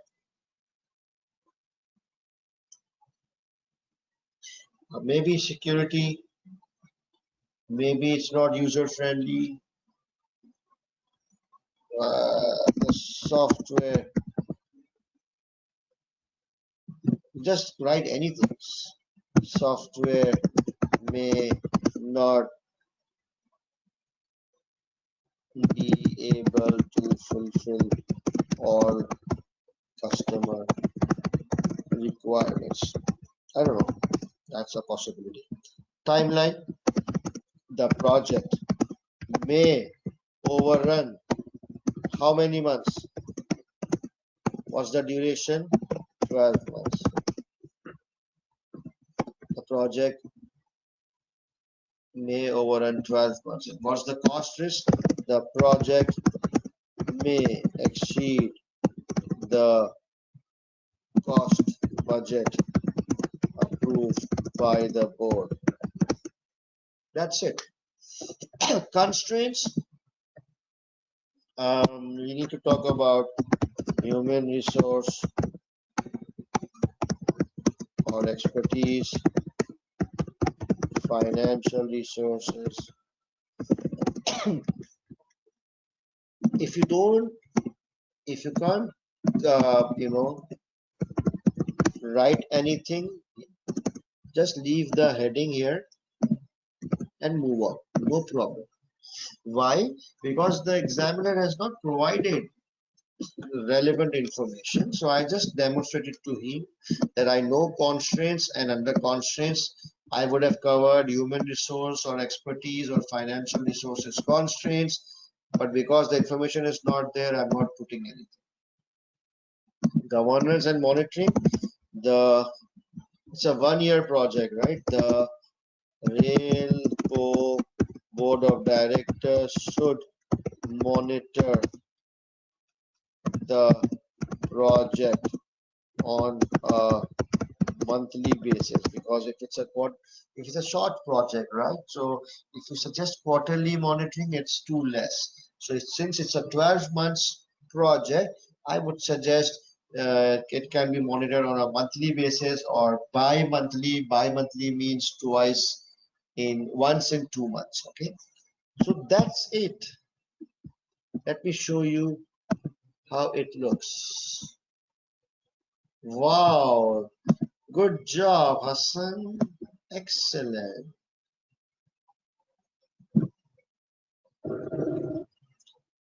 10 marks. I can easily give you 7 marks if you've done like this. Professional marks is for communication.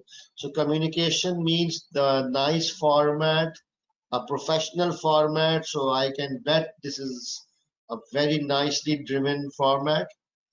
And another thing is that the language should not be technical, it should be suitable so that the entire board of directors can understand.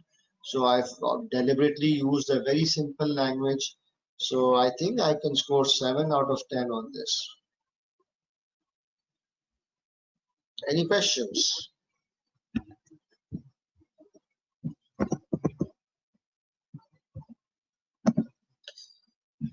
Okay, board should ask from the sponsor. Yes. Okay. The key stakeholders. Oh, yes. Key stakeholders heading is missing. Excellent, guys. Excellent, guys. I think I need to. How do I add a row? I want to insert key stakeholders after the team. So I select this row. I right click. I go to row and I say insert row before. Okay. You see, I got a row. I will write key. So who do you think are key stakeholders? Maybe the passengers, maybe the Railco board. Okay, that's fine. Just putting a couple of stuff. Thank you for that. Key stakeholders, customers. In case they call their customers passengers. Okay, so I want to stick with the word government. A human or a human resource constraint means that you might struggle to find relevant staff or relevant experts needed for the project. So in this case, they already said that they will, engage a firm of external consultants. A financial constraint would be that how the company will arrange the investment, the money required for a project. Will they take loans or will they be internally generated? Is there a cost of capital? That's a constraint. Okay. Right. Now, since we have 10 more minutes,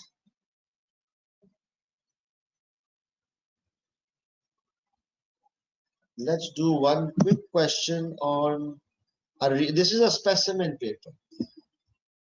So let's do one question. Let me remember, was it September? Go forward. Okay. So this question I'm just doing extra because we have time, and this will actually test your knowledge. I will go to past exam. I'm looking for September.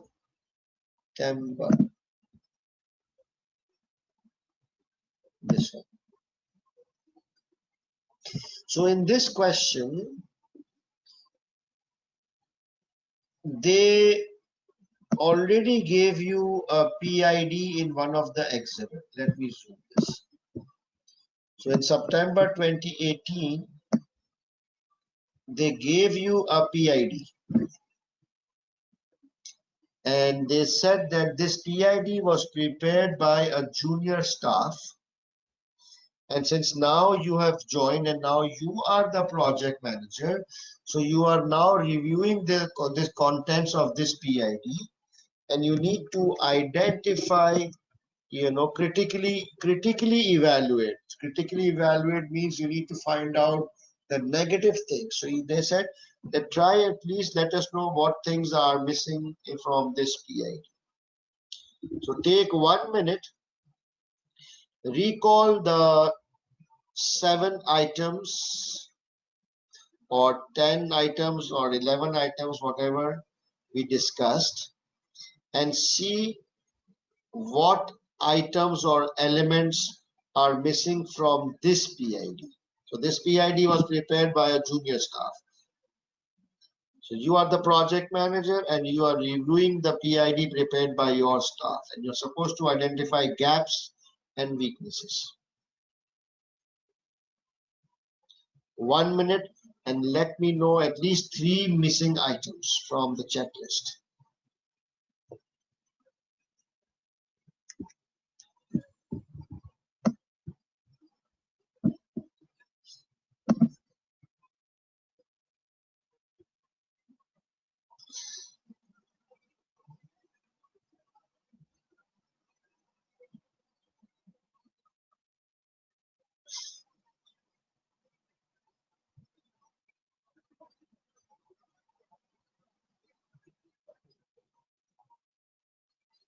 Very good, very good. Excellent, guys. I think you are on top of this topic. I'm impressed. Well done.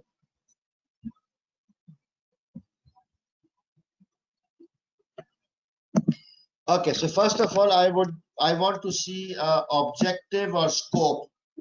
Do I see objective or scope? Project aims and background, introduction, fine. Background, fine. Business case, financial budget, time, risk. So where is the scope and objective? This needs to be specifically there, called something called scope and objective. What is the bloody objective of the project? I don't see that. So the first thing, I will shoot that I will shoot that subordinate who prepared this PID. I will tell him, you idiot, where is the project scope and objective? And I will throw this on his face, and I will pull his hair, and I will throw him out of the window. Okay, right, scope and objective is missing. Then I want to see cost and benefits and feasibilities. So yes, he's included a business case which covers the benefits and costs and progress payments. All right, it sounds okay to me. Then I want to see the sponsor. Okay, is the heading of sponsor is there. Then I want to see the project manager. It's there. Then I want to see the project team. I don't see the team. So I will again snatch his hairs and slap him, and I will tell him where the hell is project team. And after that, stakeholders. Where are the key stakeholders? I don't see that heading. I will kill that guy. And after key stakeholders, I know for a fact that in this project, the key stakeholders are passengers, the government, all those things. Okay. Risks. Oh, there's a heading called risks. Excellent. And constraints. Okay. The time and cost constraint. Fine. I'm happy. I don't see the word quality, but at least constraints are there. So that's it. But the bad news is, ladies and gents, the question was to critically evaluate the PID and recommend what needs to be done. So obviously, if you are saying the scope and objective is missing, then you need to draft a scope and objective and tell that stupid bugger that this is how you need to draft and insert. If the timeline is missing, project team is missing, then you need to draft a certain 1 line or 2 line about project team and tell him this is how it should be done. So there's a recommendation involved as well. Okay. Right, guys. Very nice. So we are done with project, mostly the PID. Do we need to explain what is scope and objective? Ria, I will kill you. Do you need to explain to the board of directors what is a objective scope? No definitions. Okay, you just draft a scope and objective of this particular project. Okay, please change your mindset. That is why majority people fail, because they go theoretic, and examiner doesn't give marks for theoretic or general explanations. Now, if you remember, like, there are 4 more minutes. So if you remember yesterday's lecture, I told you that there are 2 types of exhibits. Remember, there is a 1-to-1 exhibit and there is 1:many. And in the first 1 hour, we cannot read all the exhibits. So which exhibits we will read first? We will read 1:many exhibits first. Okay. So then the next question is, how do we identify 1:many exhibits? So there are certain types of exhibits which are generally 1:many, like board meeting minutes. So all, generally the board meeting minutes are 1:many. Annual reports, website page, transcript of an interview, maybe press releases. So 70–80% of the time, these particular exhibits are 1:many, meaning that they contain information, a variety of information, which is supposed to be used in more than one question. And then what are the hints about 1:1 exhibits? They are mostly financial statements, financial projections, any weird specific topic, it's 1:1. So now let's try and guess. So here the exhibit overview is overview. Then the next item is extracts from most recent annual report. I'll try and open it.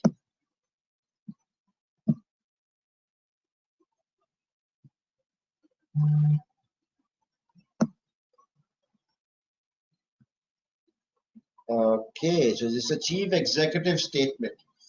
So annual report obviously will consist of variety of information, and you can also judge from the length of the exhibit, the headings, board, the audit committees, the risk. It is definitely a 1:1 or 1:many. Let me know. Very good, very good. Let's look at this one. Press release announcing the new road. By the name of it, although it's a press release, but it says announcing the new road. So it's got to be a specific thing, and I think the size would be small. If you look at the size, what do you think? 1:1 or 1:many? Yeah. So I will skip that. When I'm reading, I will read the overview. After that, I will read the extracts. After that, I will skip this. I will just take a 30 seconds look. Just look at it for 30 seconds. Announcing new road between G and Lake Eta.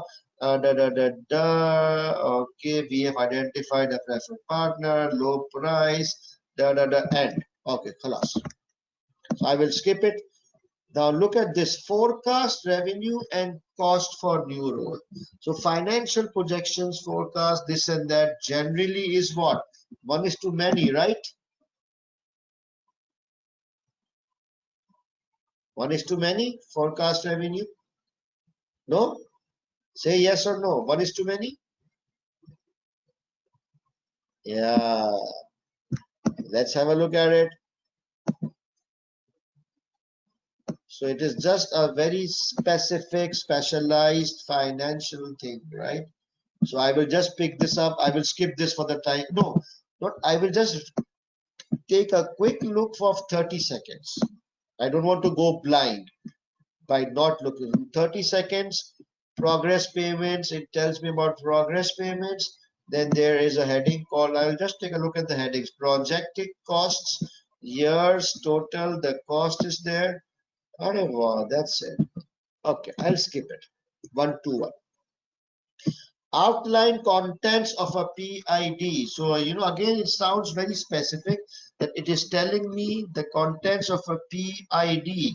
So it can only be used in a question relating to project management or PID, right? So I expect it to be 1:1. I will skip. Then transcript of an emergency meeting. And this meeting is between who and who? So this meeting is between the chief executive, the chairman, the risk manager, and the consultant. So what do you think? 1:1 or 1:many? So meetings, board meetings, and all those are generally 1:many. Okay, board meetings.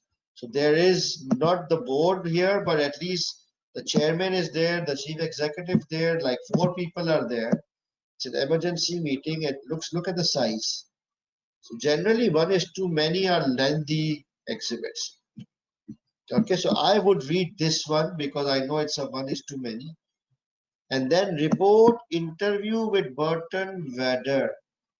It's an interview with the CEO.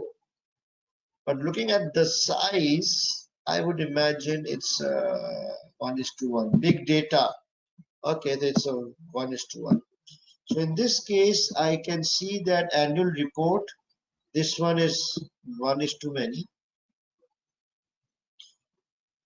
And transcript of emergency meeting. So there are 2 1:many. I will read these 2 first, and then I will move to the smaller ones. Okay. So with this, ladies and gents, I would now wrap up tonight's session.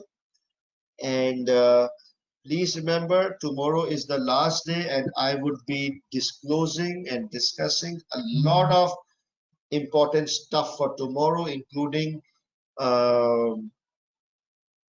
important topics for last moment revision, list of practice questions. I will discuss the technical articles of blockchain and cryptocurrencies.